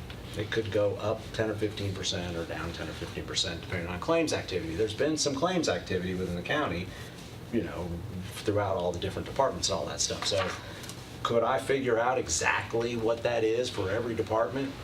I could, but then I'm going to refer back to my comment a minute ago. If landfill or EMS is the department that has the claim, how in the world are we going to pass those? So we got to figure out, and that's what tomorrow's meeting is. Okay, it's got to be fair, but it can't be burdensome to one of the smaller departments. So we got to figure out how we're going to do that. As we've been having the conversation about leasing vehicles, do you have any thoughts on how that would impact our insurance? It won't impact insurance at all. So it wouldn't matter to you whether we a leased lease it or vehicle is buy? going to be the same premium as an owned vehicle. Yeah, so no impact. But the overall premium, regardless of how it is allocated or is determined how to allocate it or negotiate it. The first number is a good number. The number is within the original budget. There's not, the original budget, what was said is like 10% what was added to that. And that number's not 10%. Is going to be under 10%. Yeah. So that number is a really good the number. overall premium's going How to be we there. divide it between departments is what we've got to meet about and decide. How you allocate it based on exposure and losses and everything. And what's fair. So if we're skewing some of the premium more towards schools, what's their pushback? What's the reason to push back? Because Rutherford County, in my mind, it's a Rutherford County premium. Rutherford County owes the premium. So where we pay it out of isn't as important to me, but there's got to be a reason it is. Well, it is important because, for us, we could drop a lot. Jeff is going to be pushing back and say, wait a minute, you just added $500,000 to my budget. But but Rutherford County's paying it regardless, is my thinking. It is, but it's, where it comes out of the budget is the big difference. Well, I guess what I'm listening for, is there any impact to sharing with Murfreesboro? Is there any impact? Yes. Okay. That's what I'm listening Yeah, for. and that's what we're meeting with tomorrow, trying to pull all the heads together. If there's a downside, we want to examine it before we do this. Yes, Okay, I guess. yes. So, Just to kind of figure in, we got an insurance person, and, we've got the schools, we've got us, and we're trying to pull everybody together, meet on it, and then figure out, like you're saying, taxes and things like that. Do we allocate too much, or are we having to share and stuff like that? What's the ripple? Yes, Yeah. yes. so the numbers I gave you was with the new allocation. The number that's in there it was last year's number, and we added 5 or 10%.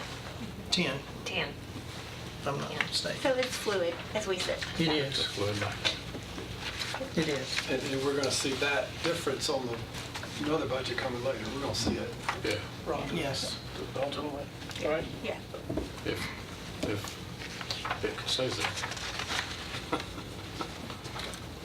Okay, well, Mr. Ishman, do you agree with the mayor's recommendation? Yes, sir, I do. Okay. Committee, do we have any more discussion? Sorry, I've got to do, the salaries are flat, and everybody else is going up. That's correct. If you said that earlier, I missed it. Why is this department flat and everybody else is at 1.7, 2.5? Okay, because you've got, let me see, wait a minute, wait. I do have an answer. Because this includes a payout of leave and a crossover. It's got a lot of money happening in the current In the year. current year. So it looks like Current year's it's flat, but it's really an increase. And we adjusted the salary when we posted it too. So that position was already adjusted based on the survey information when we posted it this last time. That was one that we got We bumped approval that to up bump up when that. he was hired from previous.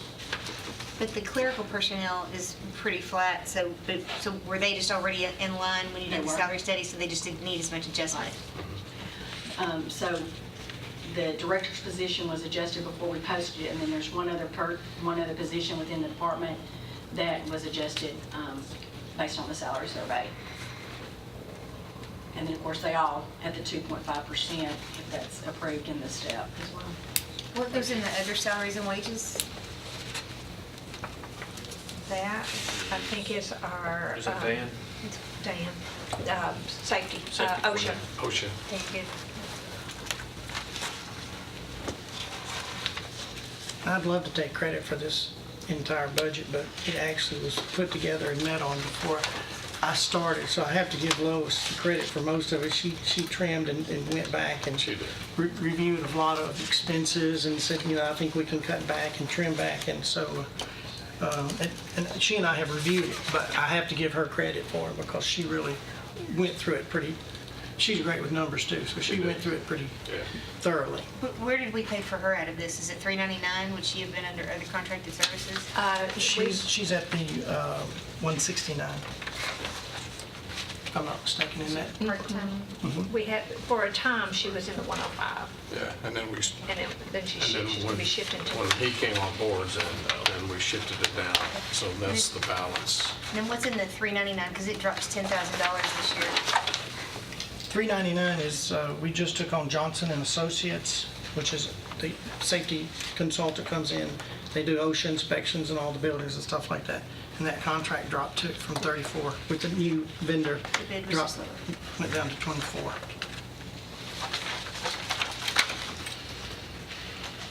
This $1,114,889 will be contingent upon the clerical personnel, et cetera, other than line item 105, because it's already been addressed.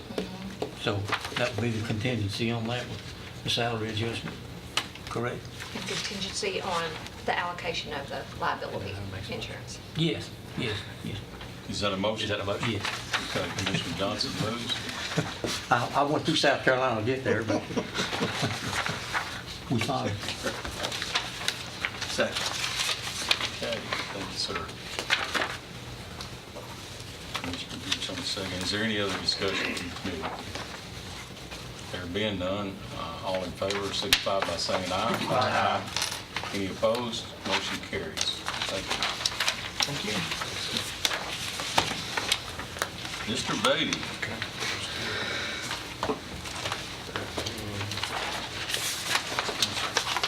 Tip's not used to this. He normally gets in and out first off. Forget it, I know. Something just wasn't right tonight, but Mr. Chairman, my recommendation for your trustee's office is 910-040.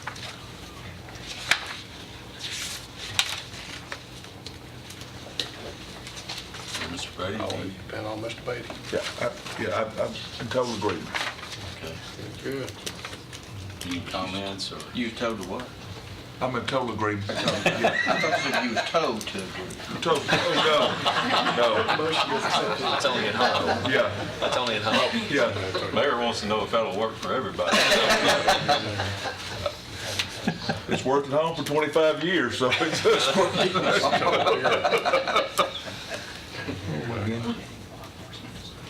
What's your drop in the data processing, 317? It's only a $600 drop, but it's a small number to start with. I think that is just actually what the contract calls for. We just had a little extra in there. That's actually what the contract is. That's on our internet services.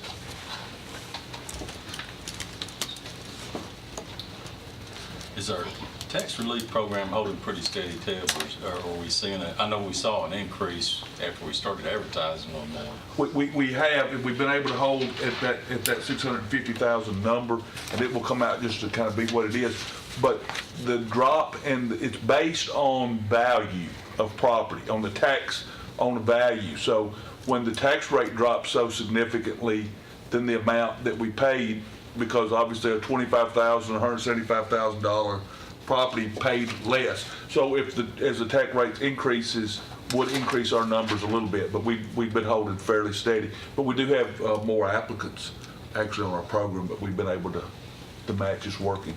Because that is our match. The state pays a portion, and that in our budget is the matching portion. Do you have much turnover in your office? We've had one. Out of how many? One retirement out of, well, we had 6, and we added the one, to help with Smyrna. So there are 8 of us total, count myself. Did the salary study impact you at all? Have you and Sonia looked at your numbers? We have it. Well, I sent You probably- the grid for you to use in your analysis. Right, but of what we've done, but we've got some that are, most of ours, the survey would have us raise them. I'm just always curious about the low turnover offices. Yeah, is it, what keeps them there? Is it because? It's a great boss. So we won't say what that means about the other bosses. Obviously, we're a smaller office, Yeah. which I do think makes a difference. But what we have seen, when the economy was bad, we posted a position. We had 45, 60 applicants, I can't remember, a huge number, and had probably 10 or 12 that were really super. Yeah. We just hired somebody, we got a great hire, but the total number was way down, and some of them were just,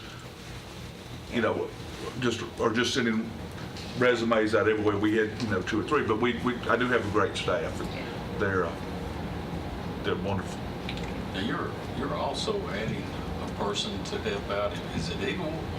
We're not going to have to add, we're going to, if it passes Thursday night, we will start collecting for Eagle, but we won't have to add staff for that. Yeah, I'm sorry, that's exactly what I meant, that you were actually adding work duties to the person to take up and folks out there.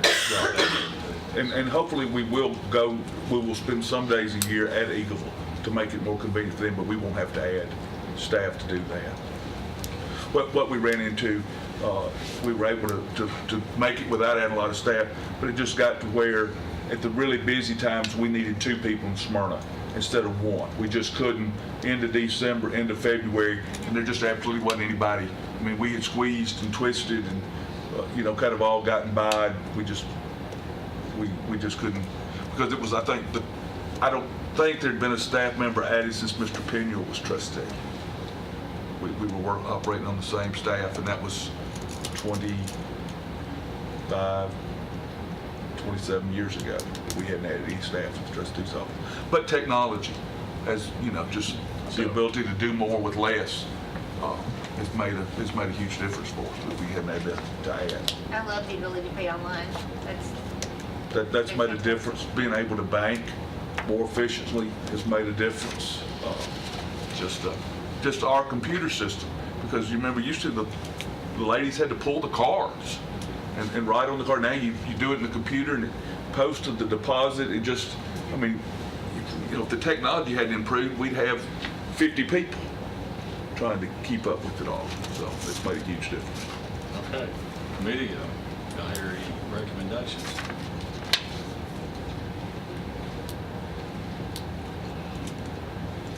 So moved. Mr. Johnson, motion. Second with the caveat. Oh, he's a fee officer. He's a fee Yeah. officer. I think that's standard operating procedure. Okay, we have a motion and a second. Is there any other discussion? There being none, all in favor of this, signify by saying aye. Aye. Any opposed? Motion carries. Thank you, Mr. Brady. Thank you all very much. Ms. Lisa Crowell, and the clerk.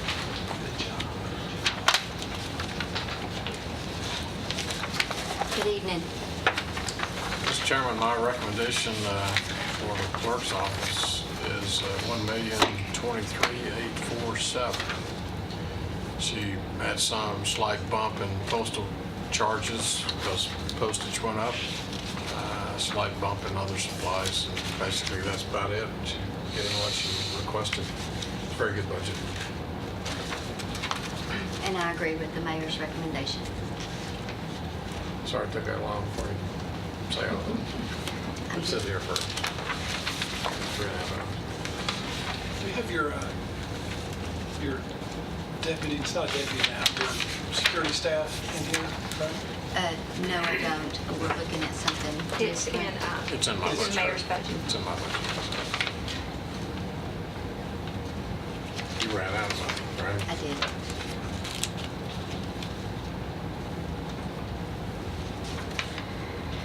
Video. I will at the end of May. Okay. Anything else you'd like to say?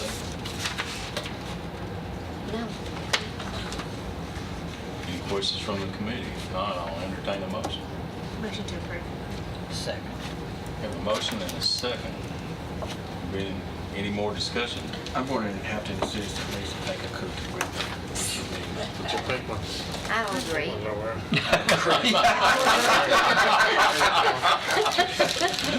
You agree with that? I agree. Okay, we have a motion and a second. I think we've got all our discussion through. All in favor of this signify by saying aye. Aye. Any opposed? Motion carries. Enjoy that cookie.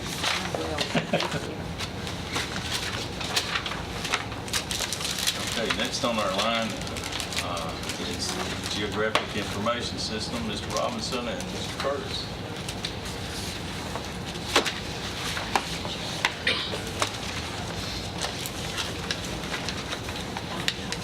Is this a flyover year? It is. It is an on-year, yes, sir. Drone Brigade. Mr. Chairman, my recommendation for geographic information is $1,349,193. You see a little bit of difference there. And probably the biggest change is in the last item under capital outlay, going from 155 to 633 to the 345. I think that's 1 year for the data acquisition. Am I Yes, sir, correct on that's that? correct. That's correct. This is the year for data acquisition, right? Yes, sir, the data run, yes. Okay. You want to explain to the members Yes, sir. why this is the year of the tiger or whatever? Yeah, we have in our data acquisition schedule for the county what we call an on year and an off year. The difference between the two is the on year we are collecting planimetric features, otherwise known as like building footprints, road center lines, edge of pavement, sidewalks, things like that. Things that that we don't need to collect every year, but with the growth that we're having, we collect it every other year. And on the off year, we just collect imagery for that year. And the imagery is significantly cheaper than the planimetric. And so when you add both of them together, it makes a kind of a sine wave in the budget from every year, from year to year. And also, Mike, explain, I believe that Smyrna pulled out, correct, and they chose to go their own direction. If you will notice on line 334, there is a significant reduction from, I believe it was 575 down to 420. the main software vendor that we use for our GIS software redid how they structure their pricing. And that made it more financially conducive to Murfreesboro and Smyrna to move with their own enterprise license agreement. And we also were able to do a favorable renegotiation of ours at the same time. And this is reflected in this $420,000, which is broken out. Approximately 85% of it is for GIS software and survey type software. Servers and software and other services about 10%, and the support of our UAV program is 5% of this total in the amount of software and maintenance agreements that are from that line item. So is it just Smyrna that pulled out? Smyrna and the city of Murfreesboro. Yes. No, that'll be offset by unrealized revenues as well. That was always an in-out type of situation on that. Pass through. Yeah. Yes, pass through, yes. But some of it is due to a successful renegotiation of our contract. It is actually less expensive for the county to do the same functions this year, and actually more functions. Do you agree with the mayor's recommendation? I was told to accept. No, I totally accept. Yes, we totally agree. Yes, absolutely. I'll make a motion to approve it, the caveat. We have a motion. Do I hear a second? Commissioner Johnson, motion and second. Is there any other questions or discussion? Okay. There being none, all in favor signify by saying aye. Aye. Any opposed? Motion carries. Okay. Information technology, Ryan and Mr. Moore going to speak. Mr. Chairman, my recommendation for our OIT is $3,725,079. Is your line 317, was that from the judicial building? You had something big come over from there that you were able to take over? Largely.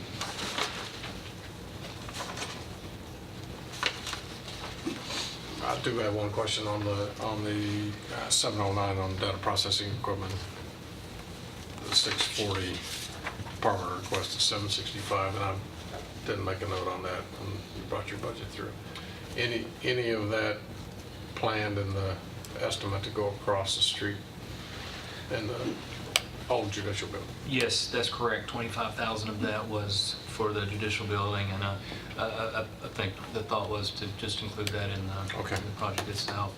I believe the other little portion of that was new iPads for commissioners.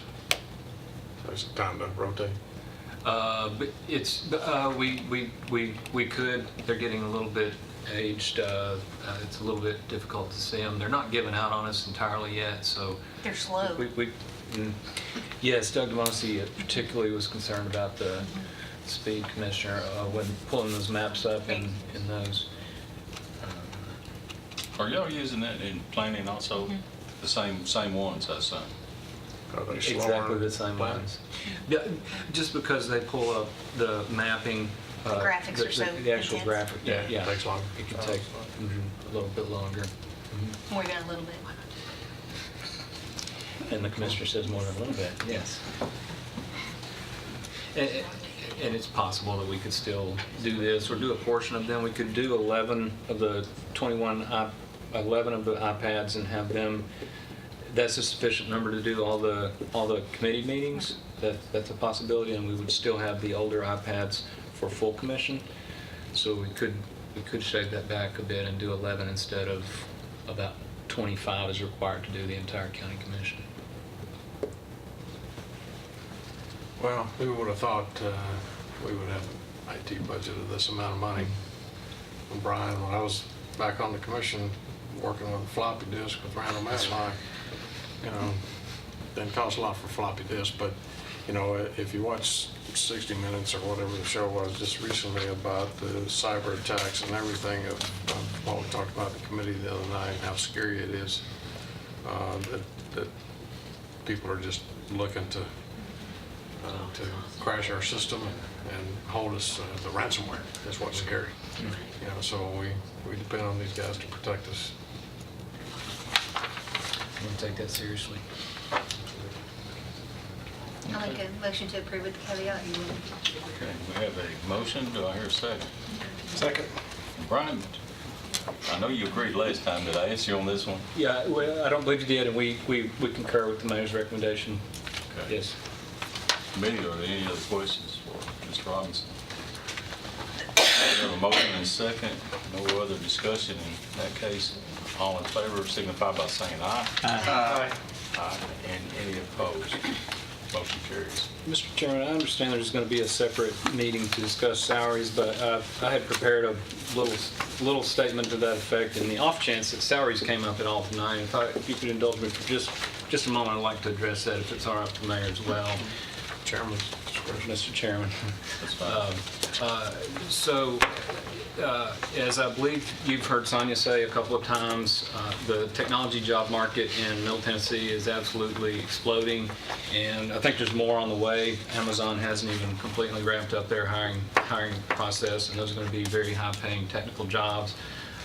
So everything that we're seeing from the Greater Nashville Technology Council and from the Rutherford County Chamber of Commerce's workforce development efforts, their Work Rutherford Tech Council is just pointing to actually a difficult time for folks like that in getting the pipeline in place to provide sufficient personnel to even fill these positions instead of hiring them all from out of state and so forth.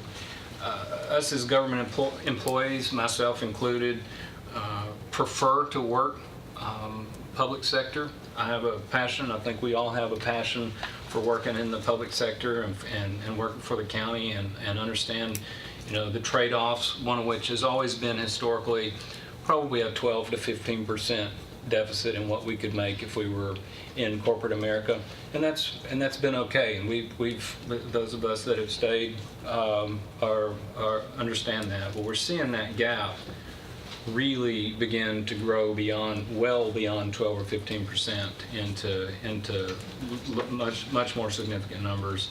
And not all of these jobs anymore require you to drive to Brentwood or Nashville. We've had folks get jobs right here in town making $20,000, $30,000, $40,000 more, continuing to be in Murfreesboro with their families and not commuting to Nashville, which in my book is worth about probably $10,000. More than that. More. Okay, Mayor, that's what says the man that drove it. Mm-hmm. What about Manchester? It's just Manchester. Well, it's still a burgeoning tech market. Okay. That's right. I'm sure they're coming right along. Just this Monday, we received a resignation from one of our technicians, Lou Mayer, and one of Darren's technicians who will be leaving the county to go to work for a company in Brentwood. He is going to have to drive, doing almost exactly the same job that he was doing for us. And it's my understanding that's about a $10,000 difference for him. If the mayor's salary plan option C were in place, and I have not seen those numbers, nor have we shared with anybody.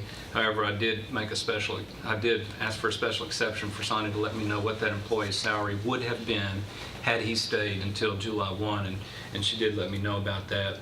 And it closed that $10,000 gap if option C were in place to a $5,000 gap. And I dare say that would have been a whole different decision for that employee. $5,000 might have made a difference whether he wants to put up with traffic or not. Exactly. So that's a real life, real dollars example of, and he explained, that we don't know until June, 26th whether or not that'll be in place, and he ultimately chose to go ahead and take the position. There were other factors that had played for him as well. So overall, adopting the mayor's combined option C, I think I've calculated correctly, is about $113,000 in salary increase across our 22 employees, full-time employees in both GIS and our OIT departments, about $113,000. And let me just say that's a top to bottom to top, all up and down the line. And hopefully Sonia will address that further at the next meeting. But that's not the low-level positions, it's not the mid-level positions, it's not the high-level positions. It's all up and down, it's stratified all up and down our pay chart. So I think if you think of it just hard dollars, $113,000 investment for retaining us IT professionals in order for us to be custodians of the approximately $3 million you will approve. If you approve the second budget, you will be approving about $3 million worth of stuff, IT assets, non-salary related assets that you're entrusting upon us to be careful with, and with the modern threats that the mayor just talked about, it's even more important than it's ever been. So that's just my, again, if we're given the opportunity to speak, I'll come and be even more verbose about the importance of this. And I don't want to sound too dramatic, but I think if we're sitting here a year from now, and we haven't lost a half dozen employees, it will be because you chose to do option C. I think that'll be why I'm not sitting here. If we're not sitting here, that'll be why, because we did option C. If it even stands a chance to stem the gap, which I do feel that it does. That's everything that I want to say. I appreciate your indulgence. Listen to me for a minute. Thank you.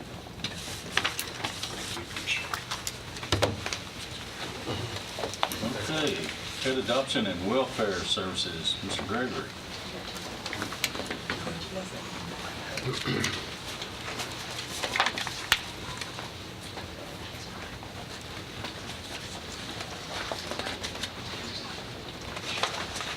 Y'all could have had cookies. Speaking of cookies, pass those down this way. That's a plate too. You'll need a plate, Chairman. Trust me. Yeah, you need a plate. I don't want to And a fork. Boy, these are huge.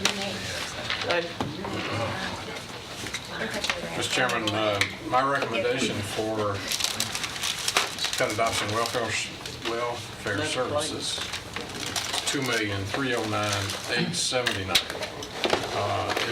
If you'll come down to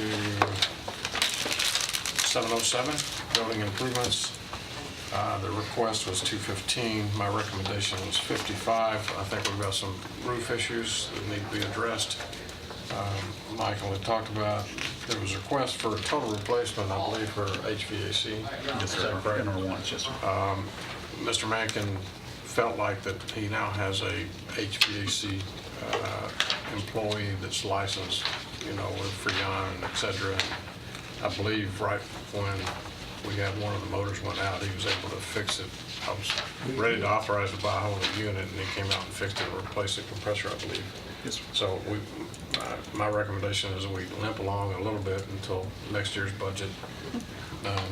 But go ahead and address the roof, because that's more important. We don't want mold or a leaking roof that causes more damage. So that's my recommendation.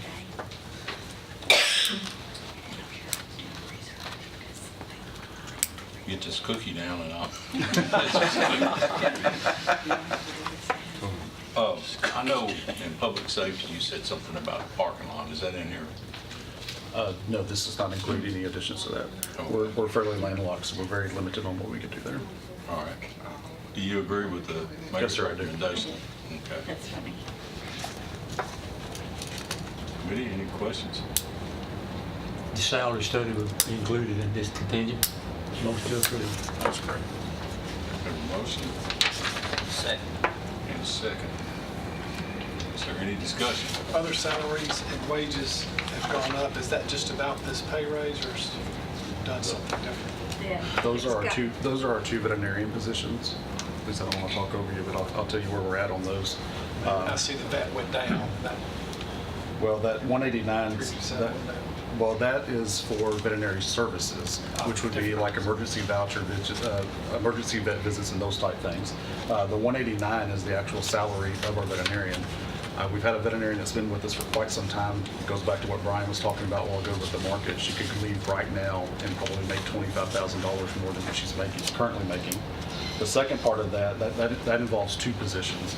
The second is the If you recall back, I think it's been 3 years ago, we requested a part-time veterinarian position to come in and help out. We've never been able to fill that position. It was moved to a full-time position, and the salary was changed at that point to a full-time. We've had it posted for 13 or 14 months. If you go back to the part-time, we've had it posted for almost 3 years and have never been able to fill that position. So what we had been doing, we had been, it was several years, it was before my time to fill the first one. So when you look at that 357 line, where you see that that's offset, we've been having to pull money and do budget amendments out of the 189 to hire contract vets. This puts those salaries back in line with what the market says it should be, and hoping we're going to get some applicants. How many spay and neuter surgeries does she do a day? A day. Tomorrow they'll probably do 35 surgeries. They're doing, 5,000 surgeries a year. And one person? Yeah. Well, one veterinarian along with the contract. Sure. But like for this week, we're going to lose some services to the public. Doc has to have a vacation, so she's off on Thursday and Friday. We won't be able to have members of the public come in for rabies vaccinations, for quarantine releases, or those type things, because she's got to get some time off. She's burnt out. Can we, well, I guess if we stay with the C, A, B, and C salary position, we'll be sunk if we lose her. If we, I'll tell you what Mayor Burgess said last year when we were in budget, and I think, Lisa, you were there. He said, if you lose your veterinarian, your department is sunk. All the programs that we've been doing to be life-saving, we will lose those with our surgery programs in that vet position. We will be back into euthanasia rates within a year or two of where we were when I came here, and I do not want to go back there again. Now, what line item is the veterinarian out of again? It is the line 189. That is 2 positions in that figure. Now, is that what position? That's the veterinarian? That's for two full-time veterinarian positions. Yes, sir. And so when you say full-time, it's like this is their only practice? Yes. They're not like working? No, sir. They work for us. So how's that different from line 357? Line 357 has been, that $3,000 is just there for emergency vet visits, which are going to be for our on-call officers after hours. But we've been having, like I said, to amend money into that from the 189 to be able to pay those contract veterinarians to give Dr. Deal some relief. So what we do is every year we kind of limp that along and see where we are. We don't want to amend everything in a 357 because obviously our goal is to be able to hire a veterinarian. So that's why we come back every few months and do that. So is having the 6,600 in there enough? It will get us, well, it would be 3,000. That will get us for around the first month. I think what we did last year, if I recall, Lisa, was once we got closer, we knew it wasn't going to happen. We went ahead and put a little bit more money in there to get us through the first month or two so we could do an amendment in early August. And then you wanted a vehicle, and so it looks like we're going to go the lease route on this one too? Yes, ma'am. And then what's the 790 other equipment for 22 that you wanted that's not being recommended? That is for the unit that goes on the back of the truck, and that is part of Enterprise's agreement as well. It's all of that Will be in the 1750? is included over into the operating lease payments. So when the truck comes to us, it already has a unit on there. It's all one payment versus having to deal with 2 vendors. You'll see in the sheriff's department also that when they order their vehicles, they can handle about anything except fire trucks and garbage trucks. They can handle anything else. When they place the order on the lease, it comes in, all the equipment, all the lights, bars, even the striping as requested. So in the past, the sheriff would get the car in and they would have to then turn around and drive them to Nashville or someplace in Nashville and then get in line behind the THP and all the other departments in the mid-state. And so they could take delivery, say like in October, and they may not have it striped and outfitted until like the first of the year. So when going through, in this case, you can have it striped and box put on and everything, right? It will have the boxes to put on. We haven't spoken to her regarding the details, but that's something we can definitely do.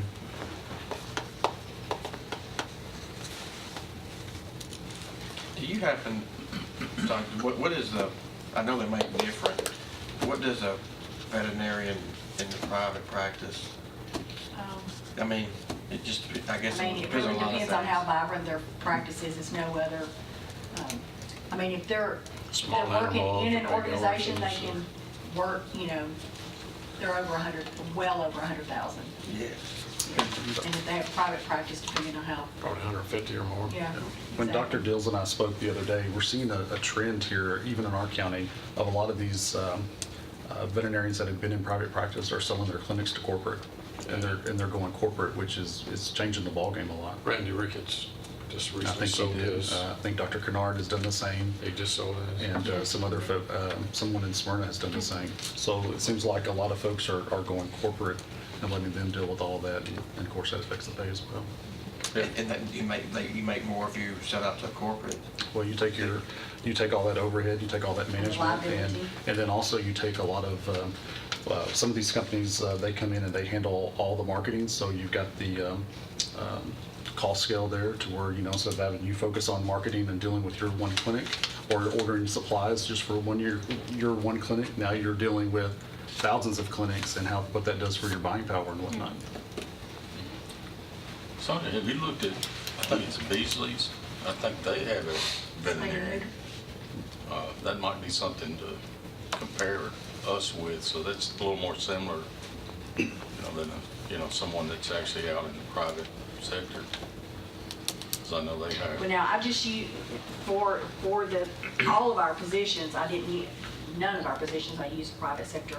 I used what they would be paid in the entities that we shared with you before. So like the Montgomery County and, Williamson County, City of Franklin, the ones that had the veterinary services. Now, last year when we looked at Michael's salaries, we used the organization that he's the member of. What's it called, Michael? SAWA. What? The Society of Animal Welfare Administrators, they had put out a salary survey. And we, kind of compared to that survey because it's all animal control type stuff to see if we were in the ballpark. And we actually looked to see how it was in comparison. And I think the numbers got very close this time, didn't they, on the survey this time? Yes, ma'am. Yes, ma'am. Yes. So the numbers we got back this time are very comparable to what they're seeing across, and that's not just in the state of Tennessee, and is it a nationwide? It is survey? nationwide, It's a yes, but nationwide it put us, I know what the veterinarian at Metro makes. I have a pretty good idea of what they make at Nashville Humane. I think you have the survey data from Right. Williamson County. This puts us in the ballpark with where we need to be on those salaries. Okay, we have a motion and a second, if I'm not mistaken. Is there any other discussion? There being none, all in favor signify by saying aye. Aye. Any opposed? Motion carries. All right, thank you all. Have a good night. Thank you. Chancery Court. I don't even tip you for that. Evening. First thing is, I do not want any automobiles. But do you want a cookie? That's the question. I would like a couple for the road. Here you go. Oh, yeah, that looks good. You've waited a long time. You deserve a couple cookies. Thank you, thank you. Mr. Chairman, my recommendation for circuit court is 37228.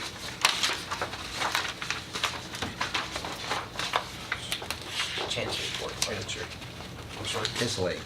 Get the wrong one. Okay. Page 19. Chancery Court. Chancery Court. I'm sorry. It's okay. I moved my finger down. We've been here a while. Okay, Chancery Court. Yeah, we're going to give you a little bit more money. My recommendation on the Chancery is $1,144,740.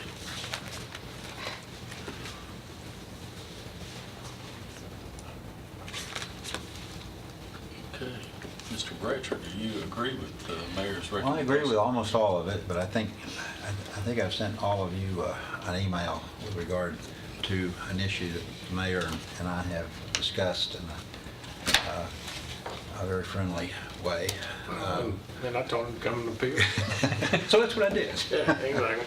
So, and I sent you all a slightly different version. This is the version I sent to me, which I think you'll find is almost exactly what we talked about with regard to the addition of an employee.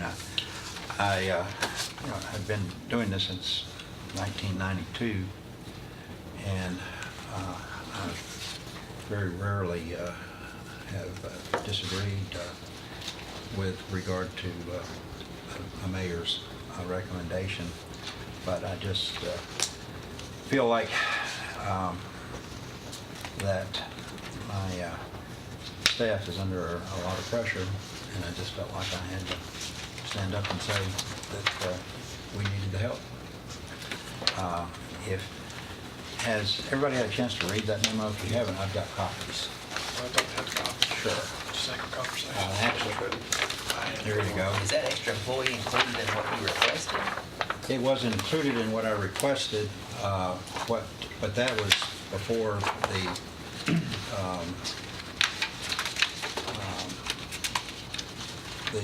I think the raises and so forth were included in my budget that the mayor had recommended. So it was a little bit skewed, I guess, just a little bit. So is it line 106, deputies?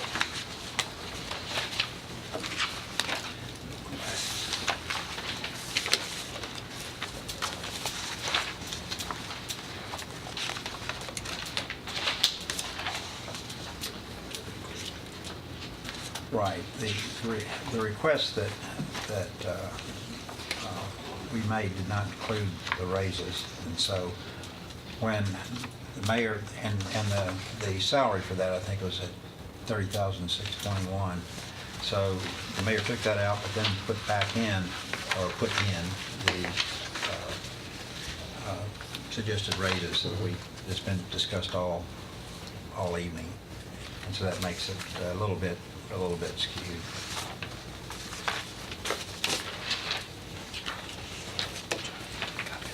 Sure.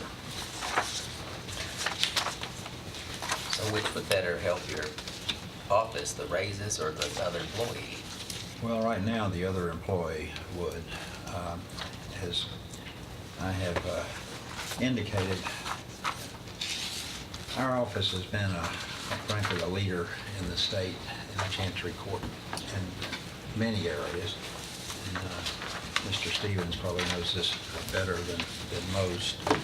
And that, for example, with regard to conservatorships, we developed a handbook for guardianships and conservatorships that's in use probably in all 95 counties, quite frankly. And we're asked to do seminars and that sort of thing, both for clerks as well as attorneys. We did one just a couple of weeks ago in Manchester.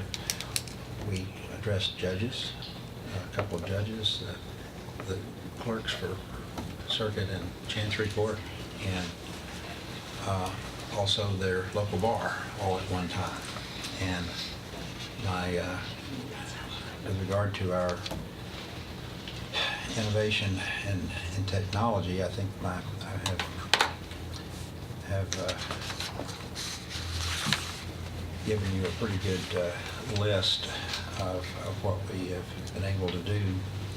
Right now, we are, and I can go into the weeds on all of these if you like, but right now, we have been working on electronic filing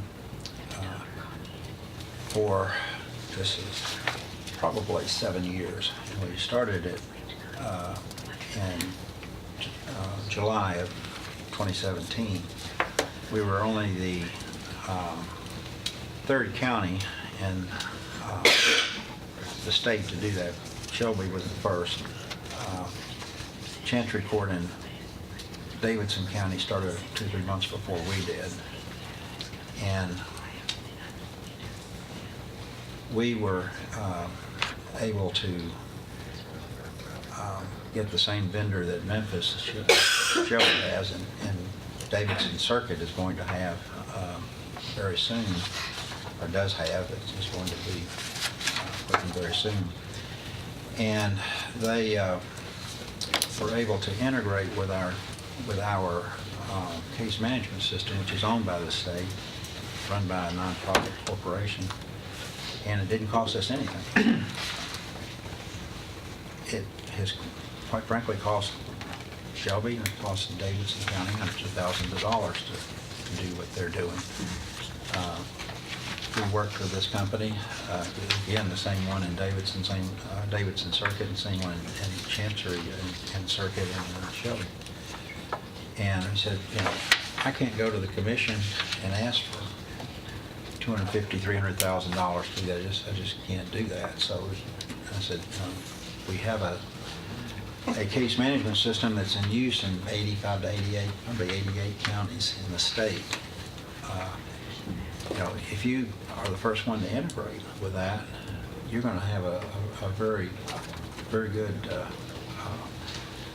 business opportunity. And they saw the wisdom of that and did that, and at their own expense.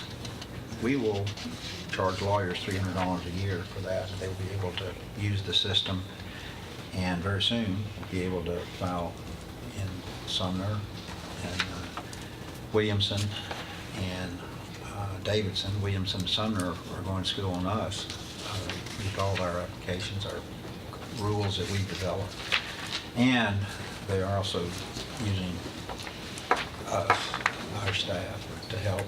We want to do that. We want them to participate, because the more that they participate, the more that our vendor will be able to help all of us. When was the last time you added a position? 5 years ago. And the 30,621, that's before the salary study increase? That was, or Yes, well, it would be to start, you know, yes, that was before. so whatever the impact is. Yeah, whatever that is. And of course, you know, there is the impact with regard to benefits. It would add, with the salary survey, add $52,740 to the budget. And what exactly would this proposed person be doing?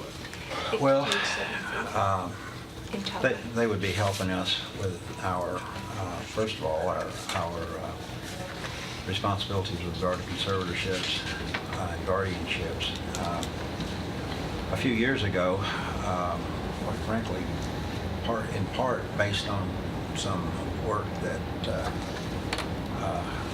we did, we discovered some, particularly heinous thief who was stealing millions in Davidson County, and managed to steal $380,000 from one of our reports down here. We discovered it, and it got on TV, it got in the newspapers.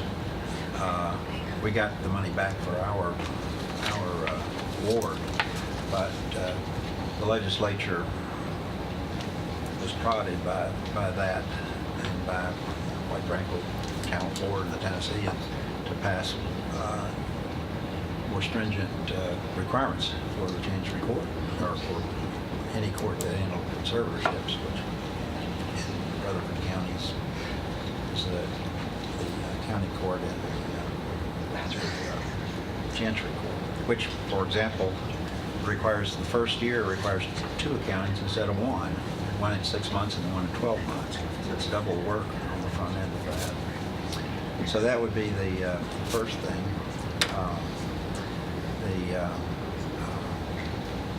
second thing would be helping with further implementation of our e-file. As we've been very fortunate. I'm going to get down in the weeds a little bit here. If you want to stop me, you can. But we've been very fortunate. The only thing I'll ask you to do is speak up just a little bit. When the air kicked on, I'm having a Oh hard yeah, time. okay. I'll try to do that. I probably have some energy left here. So, and with a cookie, if I just eat a cookie, you should order serve them in the back row and work forward, I guess. But we have been very fortunate here, quite frankly, with Brian Robertson and his department. They're leaders in the state. We have maybe you know this, but we have a virtual server here that we use. We don't use the state's server. The state has a wide area network that is decades behind where we are. And one of the reasons that others have not gone on, Sumner Chantry's been ready for a year and a half, and Williamson Chantry's been right there with them. One of the reasons is the state hasn't stepped up, and at least until this time, they're stepping up now and provided the capacity to operate the system, because these other counties have to use the state server, and we have our own virtual server, which some people can't believe that we that far advanced, but we are. So we were able to not have to deal with the state and we had to get certain state approvals, and we had to get some legislation passed, which Senator Ketron and Representative White was helped sponsor to help us get this all started. Anyway, we have been able to leap forward when other counties haven't, and they're just now coming on, and hopefully within the next couple of weeks we'll break the logjam that's been existing in Nashville to get that started. But my deputy that I mentioned in this in my email to you has addressed the Middle Tennessee State Court Clerks Association. There are 50 clerks there. Addressed the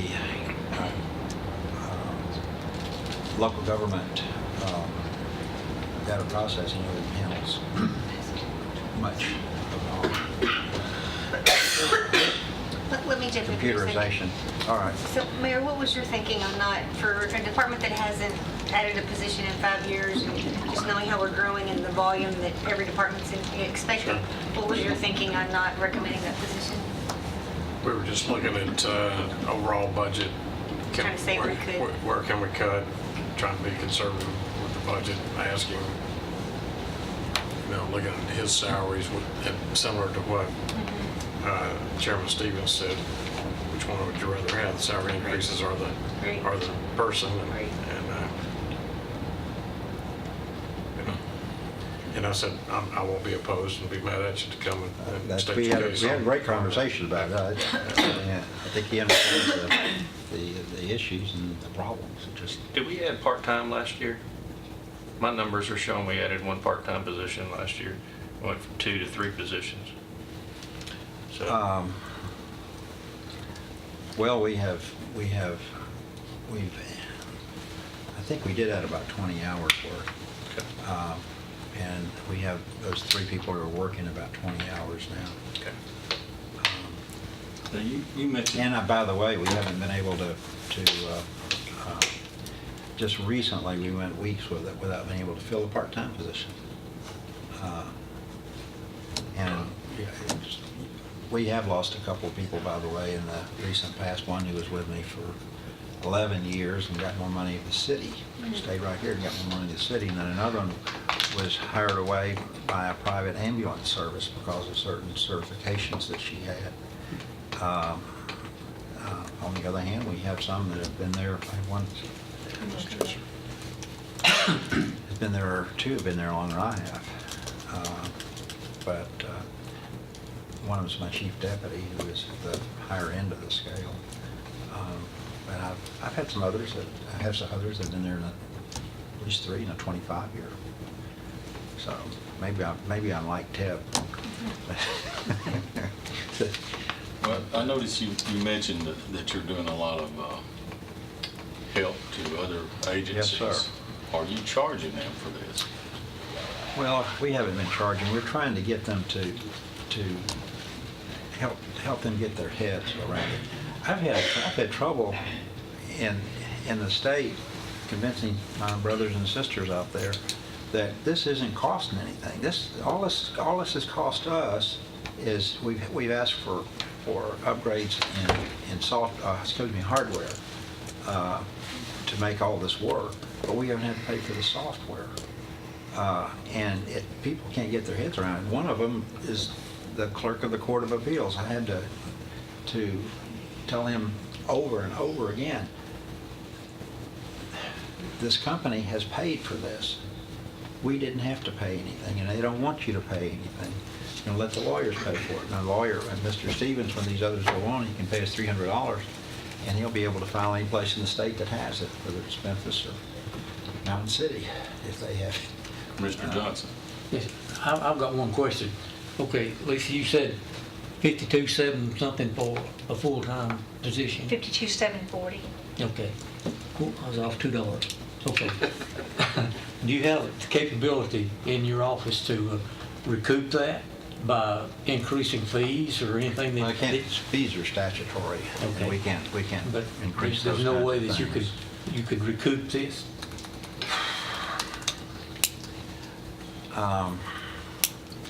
You know, as more cases are filed, we get more money. You know, we get more money in. They seem to be increasing about 111 a year. How much time are you spending out of the office or with other agencies across the state teaching to offset this? How much are you giving away? We're helping circuit court, our own circuit court right now, and my deputy is next week going to go to the National School of Law at night to conduct a seminar with the clerk of the Court of Appeals and also the two deputies from circuit circuit court clerk's office. So is all of it done at night? All the No, it's not all. It's not all done at night. I was trying to help. Well, I understand. You understand what I'm trying to explain. If we go out and do these seminars, we're helping ourselves. We're helping ourselves because the more of those folks that start e-filing, the better it's going to be for quite frankly, the state and the public. And it's also going to help us with regard to getting better service and upgrades with regard to the whole system. So that the e-filing bill was huge because your attorneys can now go on. They're paying a little bit of fee, but they can go online and not ever leave their office. They were having to come by your office and do that. So Senator White now, Representative White at the time, and we get Commissioner, it was a great thing. Right? Yes, we did. Yes, we did. Well, you said that you were having a problem getting a part-time person to help you. If you added another part-time position, do you think that would help you by doing a little bit more recruiting or whatever? Well,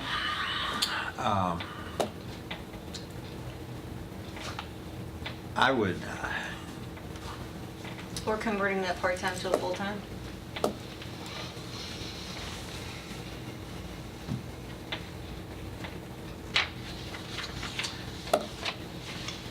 That could help. I think that could help. Our one of the problems we've had, in years past, we've been blessed in that there were, quite frankly, lots of law students who wanted our part-time positions, which, you know, when you get and mostly from the National School of Law, we had one from Belmont once, but you know, they're really interested. Obviously, they are bright to get into law school and we're quick learners and so forth. But we haven't been able to hire one in some time. I was asking someone about that the other day. Actually, I think it was Judge Rogers' assistant. He was getting ready to graduate from the Nashville School of Law. And she said, you know, you go in there and there are 20 jobs right in Nashville, and they pay a lot more money than it takes to come down here. So. Could you decrease the part-time personnel, beef up your deputies, and let's move on? Well, I would we compromise on one of them? The common sense approach to me is if you can't fill this part-time position, if you could take that part-time position and make it a full-time position, that'd be meeting you halfway, and you don't have the services of that part-time personnel anyway. So would that be compatible with what you're looking for, or would that be helpful, or would that be drawing the line in the sand for everybody involved? You know, because the bottom line is we have to look after the taxpayer too, and we can't burden them down with everybody's request.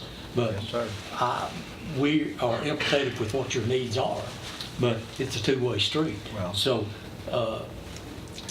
Mayor, what do you think about that? I'm good with that if he is. Would you be willing to reduce move this, like Commissioner Allen said, change that to a full-time position? That's, that'd give you a little bit better drawing power for it to be a full-time position.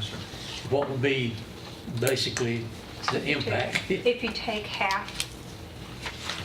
Don't take half. Do what? Well, right now, it's funded You've got three. Well, right now, it's funded 3. If you take one, reduce it to 2. Okay. To be one part-time Divided position. by 3 then. So it'd be 13,000 minus your 52. That's $13,000 a year on part-time, put into this 52,000. Yeah. So With benefits. the bottom line would be Okay, so then the 39,000. the net, 38,745 would be the increase. To reduce a third of the part-time. What if we revisit this position the same night we're doing the salary studies? Because we're trying so desperately to be conservative, and it sounds like a lot of the things that you're working on are cutting edge, and I think the intent is well and it's noble, but you may have to pull that back some to get more efficiency out of your staff. It just may be a reality of what you're dealing with. So I'd really like to talk about it again, I think, the night that we do the salary study. Not that you don't need it, and not that I don't want you out there Oh, I helping folks, understand, and I appreciate just, that. yeah. From all your questions, I understand that you're sympathetic. I also don't want to lose my person who is nearly my right hand on these initiatives, and of course, and who I'm talking about, Brittany in my office, who is just super, and quite frankly, I'm afraid somebody's going to grab her. One of these. Come fight for it on the 22nd. We're going to be back on the 22nd. Oh my. My motion is to accept the mayor's recommendation with the caveat on salaries, as we did before, and to revisit this position on the night of the 22nd. Okay, we have a motion out here, second. Are you going to be gone? I'm going to be gone the 22nd. Yeah, he's going to be gone on the 22nd because he's actually moved his normal meeting around to this date. And we looked at the 22nd already. We did. Couldn't do that. Thank you.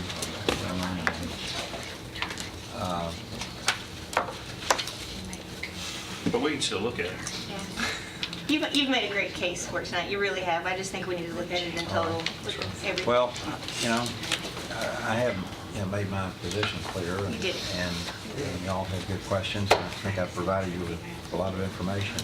So I really appreciate everybody listening to me. Okay, I'll call in. We just don't know what time it's going to be. Get those cookies. We do have a motion, a second. do that. Commissioner Johnson made the second, so. That's great. Mr. Johnson made the second? Yes. Who made the motion? Commissioner Allen, I'm sorry. I was writing that. Okay, we have a motion and a second to approve the mayor's recommendation with the caveat. Is there any other discussion? There being none, all in favor signify by saying aye. Aye. Any opposed? Motion carries. Thank you, Mr. Pratt. All right, thank you all. Appreciate it. You want cookie? I've got mine. It's almost like a sandwich. All right, agricultural extension. hold me for a while. Okay.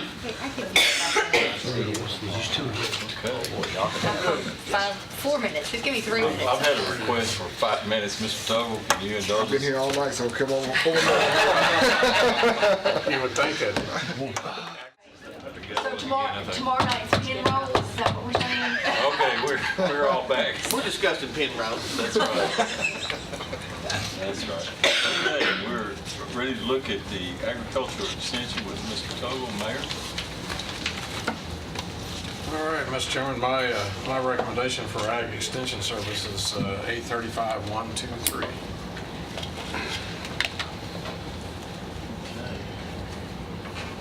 If you look under 309, contracts with government agencies, you'll see that is TSU and UT. It is, it is. Okay. And we also moved some part-time people from the, It's got 4 part-time people to contracts. We moved that down to contracts also with government agencies.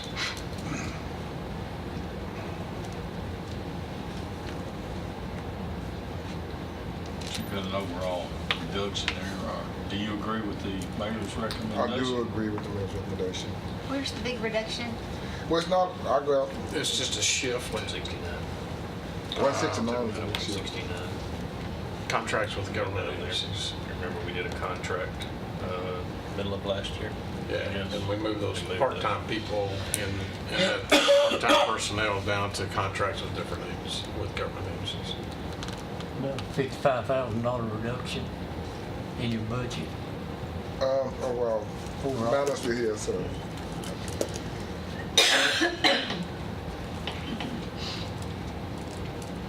Are there any other questions for? Motion to approve. Got a motion from Commissioner Johnson, Second. second Commissioner Piercy. Are there any other questions? I have a question. So when it says teachers, are these teachers?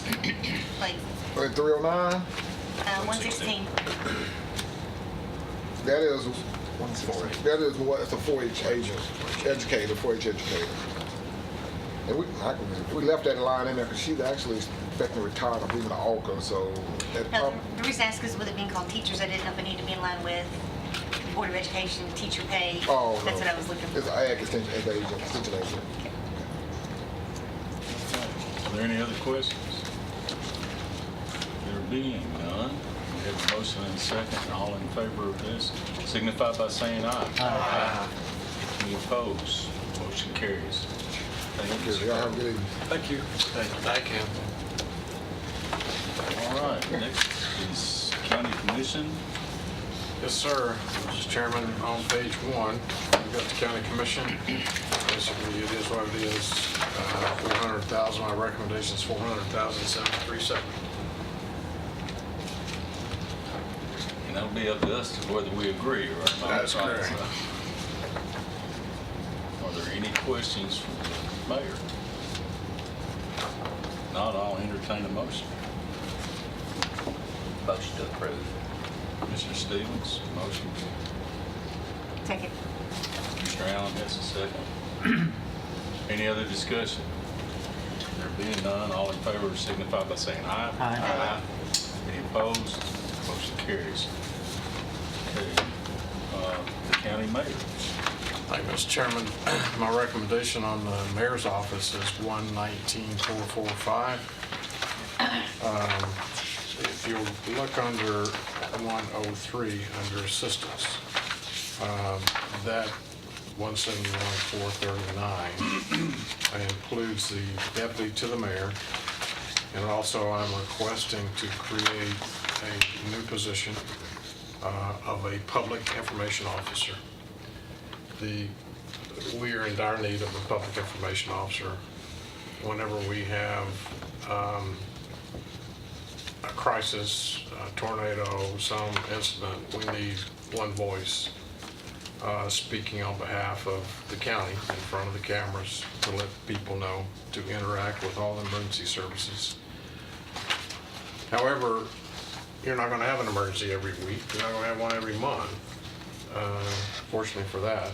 So my desire is to have that person also focused on recycling, working with the different schools, working with the different businesses and industries about recycling as we move in that direction towards making a decision on what we're going to do with our solid waste. Many of you may know Mimi Kiesling. I'm sorry, getting late. Mimi Kiesling. We've eliminated that position in the solid waste budget. Okay, so by creating this, I did tell her that we'll let her run out through June 30th, and she would be available to apply for this if eligible. We're looking for actually look for a gentleman from Channel 2, but City Police hired him as a PIO. But I think it's going to be an educational process with the solid waste, whatever direction the county decides to go, but we're going to have to start working with all the different county mayors. The problem, well, I just won't talk about it prior. She's okay with that, and we're going to help her find another position. So we've eliminated that position, so we're shifting it over to this PIO position, and then adding a little bit more to it. I'm not sure exactly how much she made. I've got it. It's in here. 46,000 maybe. What she was making. So we're just kind of taking it out of max budget, shifting it over, and we're going to bump that up to 64,537 for that position. 49,251. Okay. And that's what it would have been. Okay, 49. Okay. Where is the solid waste budget? That's not coming up. It's not, it's been high. Okay, I was just going to see if it does, okay, so Mac's been holding up, not filling the position. That's correct. And now you're going to hire somebody from Mac to use? Okay, Is that still so- his budget? Okay. I hate to jump the gun on 116, but But I deemed it, You need to know. you're going yeah. up. Okay, so what is happening, so we'll just jump ahead. The mayor recommendation for that budget in totality is to eliminate this position. But we're opening, there's 3 new schools being opened this fall. And so it's to add a driver. Mac needs a driver. Right. The media specialist, that's that one that we were talking about changing to a PI, to be a convenience center coordinator to help him with, coordinate staff at all the convenience centers. So How is this request different than what we turned down it's, when it was brought to us first? well, You turned it down because it was in the middle of the budget year. This is going, I was told to come back with the recommendation going into the new budget year. Yes, and it was the media specialist that we were trying to change that position. But we're changing the media specialist to be more somebody who's totally with the convenience centers, assisting with keeping those personnel there, scheduled, trained, supplies taken to them. But there was also a need for another driver, a front-end loader that handles the schools. So in my mind, that's what we were doing with that position. But in eliminating that, the environmental educator, and adding the driver, part of that salary is covered by a grant. About 8,000 of that salary is covered by a grant. But the PIO going out and doing that informational, Education. yes, that we can tap into that salary and still cover the part of the grant. Our current person in that position was having difficulty. Matter of fact, Mrs. Spurlock said that several principals, 6 principals in particular, wouldn't allow our current position to come into the schools to fulfill her job duties. Okay. So we're making a change. On the media specialist, is there a, do you have a job description for that? Sonia? Yes, we do. I don't have it with me tonight. Well, it seems like that it's more than just a media specialist. It's Well, doing media that, and specialist, it's doing it's much convenience more. centers. That's much more. No, the media specialist that we had in the budget is converting. We're not going to have a media specialist in solid waste. They're going to do that position, the convenience center coordinator will do some of the duties of the media specialist, but they won't do the media piece of it. They'll be going out to the recycling centers, they'll be helping with the staffing, promoting recycling in the centers, signage, education, that kind of stuff in the centers. But that will be different than what takes place in the schools. Does that make sense? Yes, but where does the spokesman come into play during an emergency? The PO. Yeah, the PO will be working with all the different emergency departments also.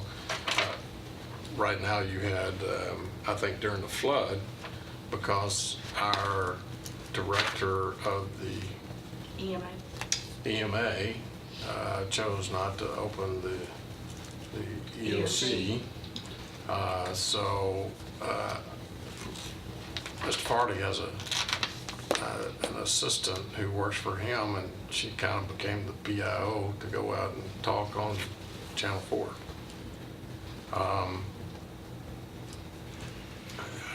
I feel that it's imperative that we have someone speaking on behalf of all of them in coordination of where Rutherford County stands. We're no longer a small county anymore, and what is our position?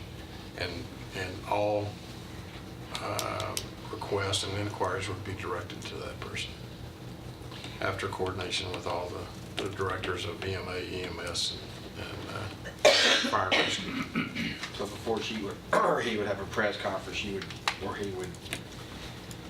Coordinate meet with everybody. Sheriff's Department, et cetera, and then have somebody that is the face of Rutherford County and can speak well in front of the camera.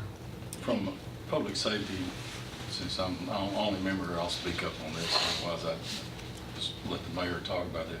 One of the positions that was eliminated at the EMS was actually a spokesperson for them. So you've actually lost a couple of people that actually had to do it. So, and that being one of them. I don't know if you knew of that, but like I said, part of that person's duty was when there was an emergency. If EMA doesn't set up, actually open the EOC, the Emergency Operations Center, if it's not, then you don't really have a centralized person in the county that does that. If it is open, then at that time, statewide, the way that's supposed to work is you have one person speaking for the county, whether that's municipalities, whether it's Smyrna, Laverne, Eagle, the county, Murfreesboro City, you'll have one entity that's speaking for them. And I think that's what he's looking for. Wouldn't that be our new public safety director?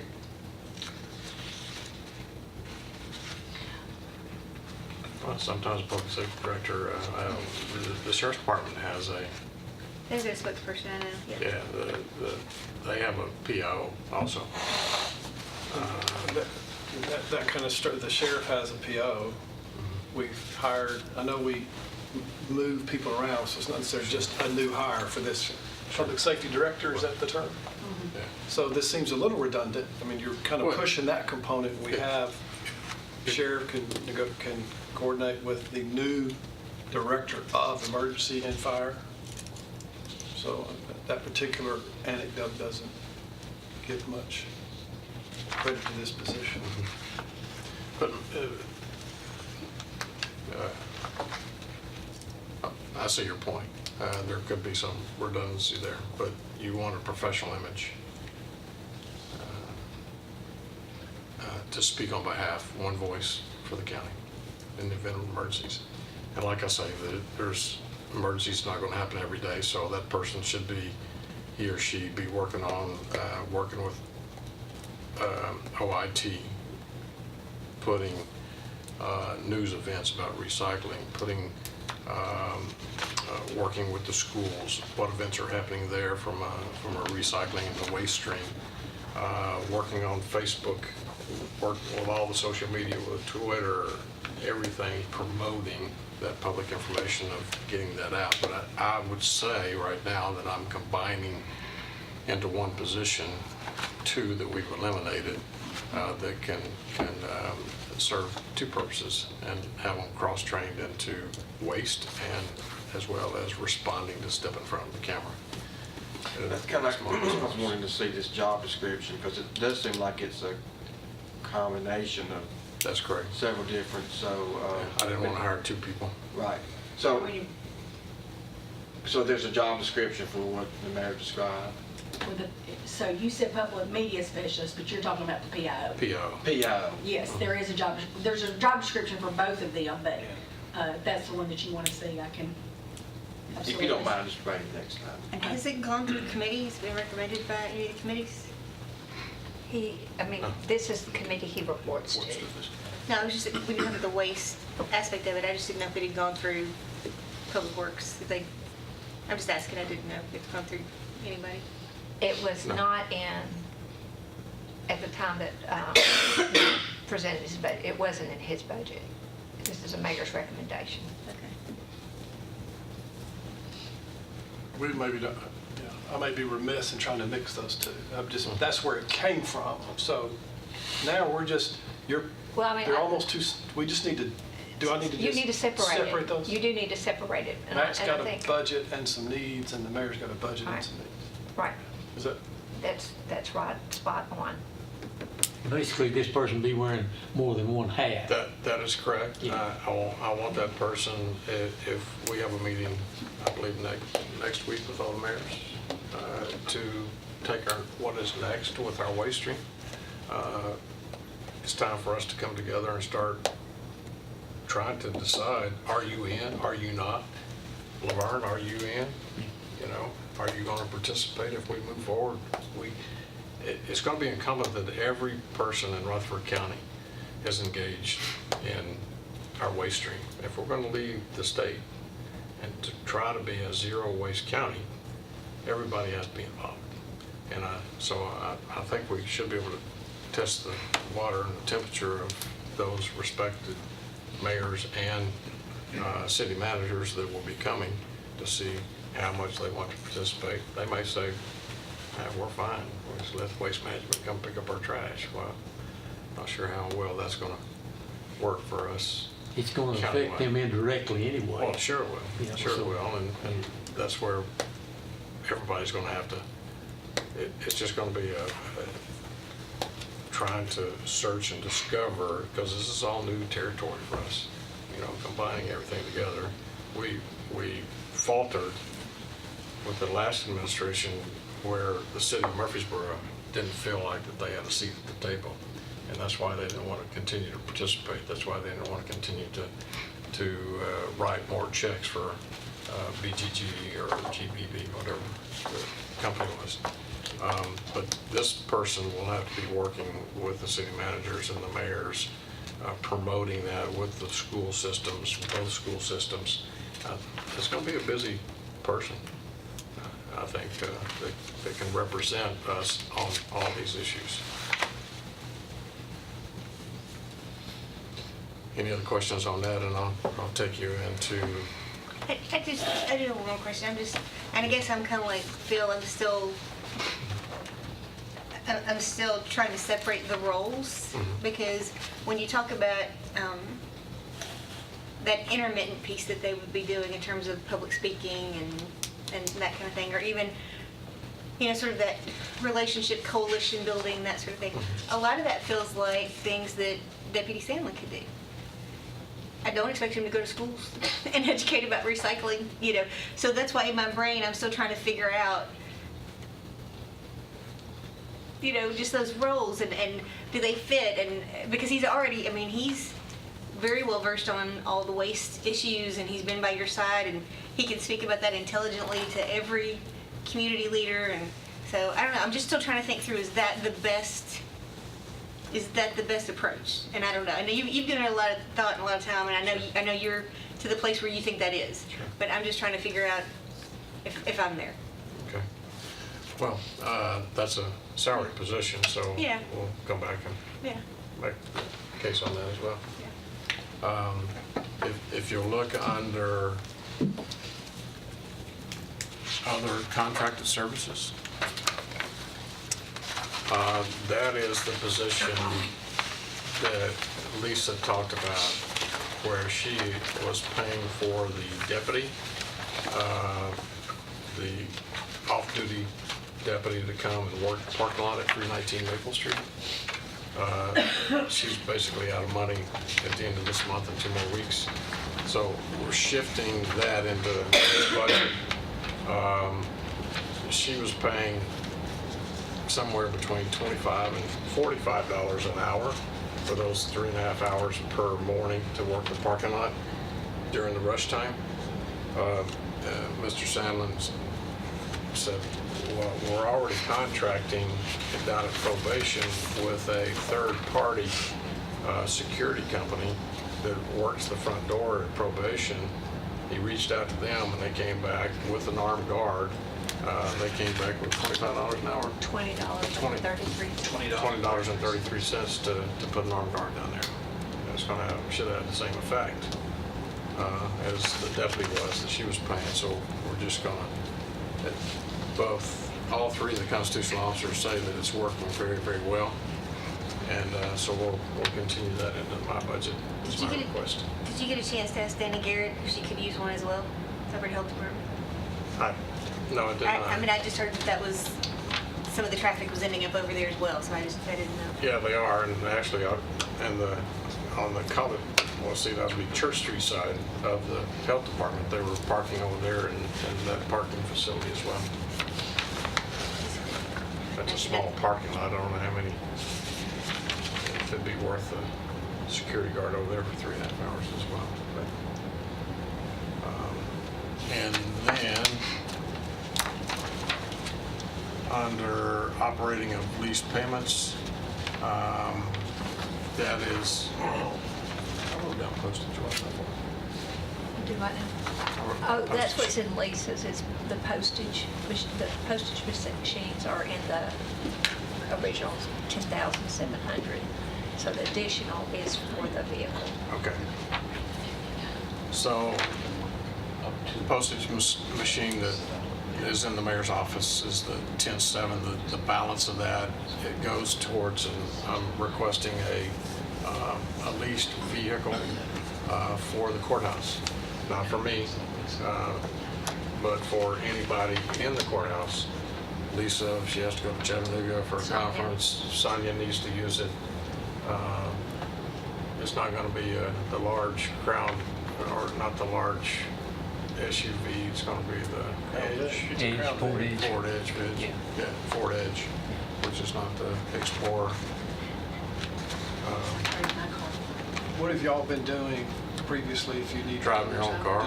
Is there reimbursement? Is there, some? Well, I haven't. But the staff. Yeah, staff, and I've been using my own vehicle. I drive to Nashville on the average of at least once a week. Use my own gas. I don't mind doing that, but if we had a vehicle that everyone could use at the courthouse, is my recommendation. Frankly, I would expect you to use your own. Until you mentioned, I would just assume you would use your own vehicle. So I'm not. Well, when I first got elected, I was asked if I wanted a vehicle, and I said, I'm not driving that. I'm really glad you said Crown Vic. You don't need a Crown Vic. With 200,000 miles on it. Yeah, exactly. And what kind of car you? It was the Ford Edge. It's the small, It's a medium, it's an Escape, Edge, Explorer, and Expedition. So it's a nice vehicle. Well, why don't you have something nice? It is, it's a nice vehicle. Especially when Sandra gets in there. What does, Steve, do you get a lot of miles? Are you driving your own vehicle? Are you I drive my submitting own. reimbursements? No. I think well, I just rather drive my own vehicle and I don't ask for any reimbursements. I just do my job.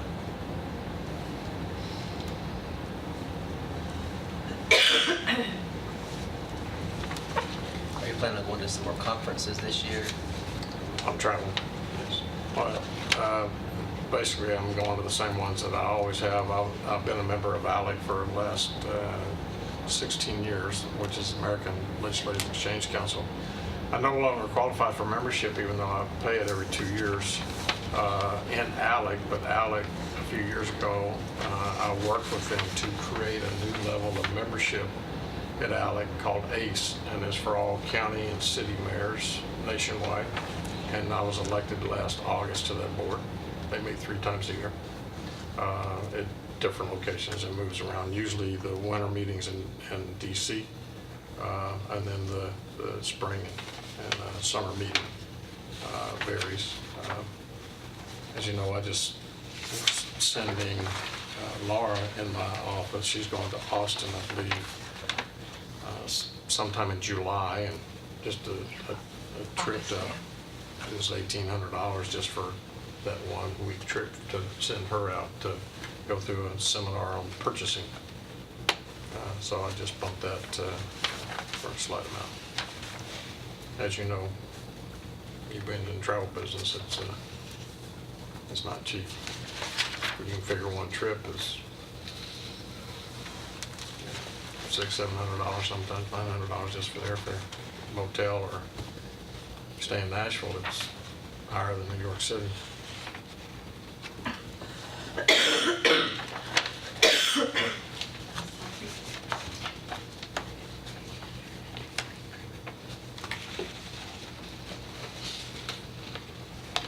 So your total budget is 819,445. That is correct. Could we move forward, Mr. Chairman? Salaries will be discussed at the... Yeah. Could we move forward with the motion to approve? We certainly can. We have a motion. Do I hear a second?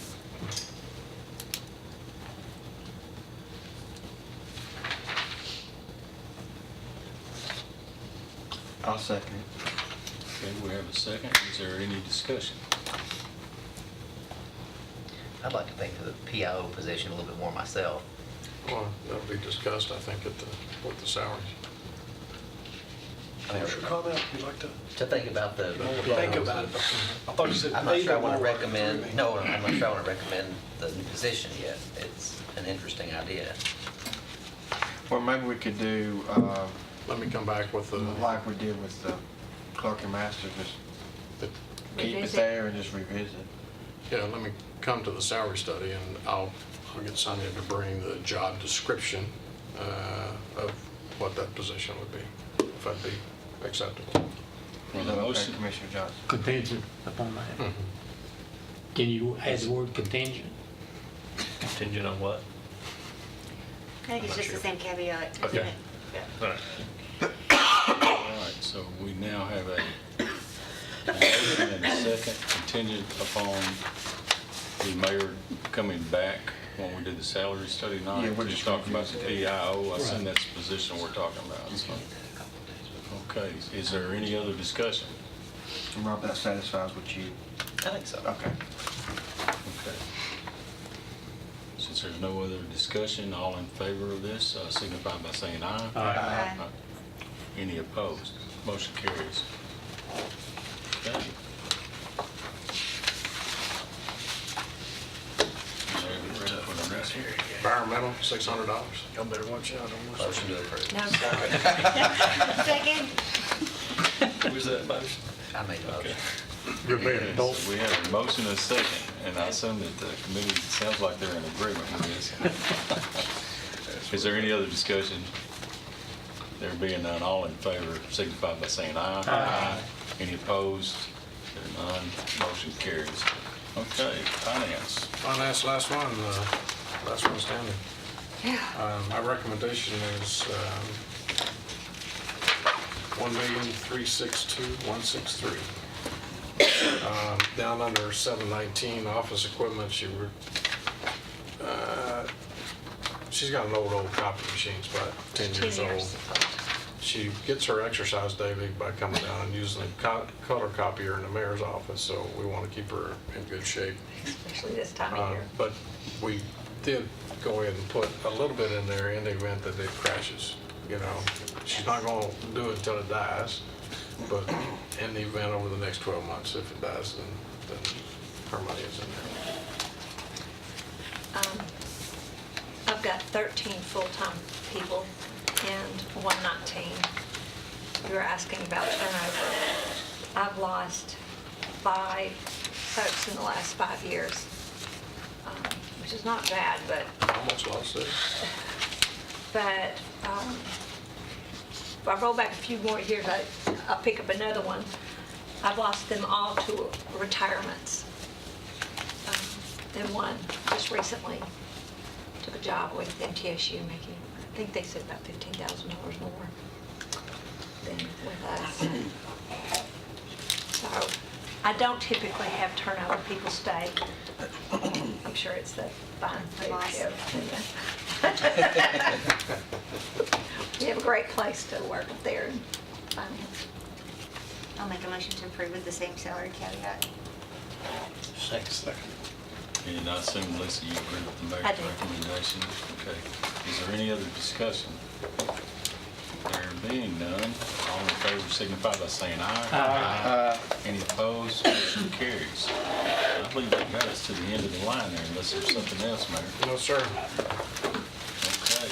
so we meet again tomorrow night. Yeah. Well, it'll go faster now that we know how to do Yeah, it. I think we got over some bumps tonight, so. Yeah, it's been 45 minutes. Try to figure out how we're gonna do it. All right. That's good. You can put this book under your pillow at night. I'll hear that. Take a good nap. That's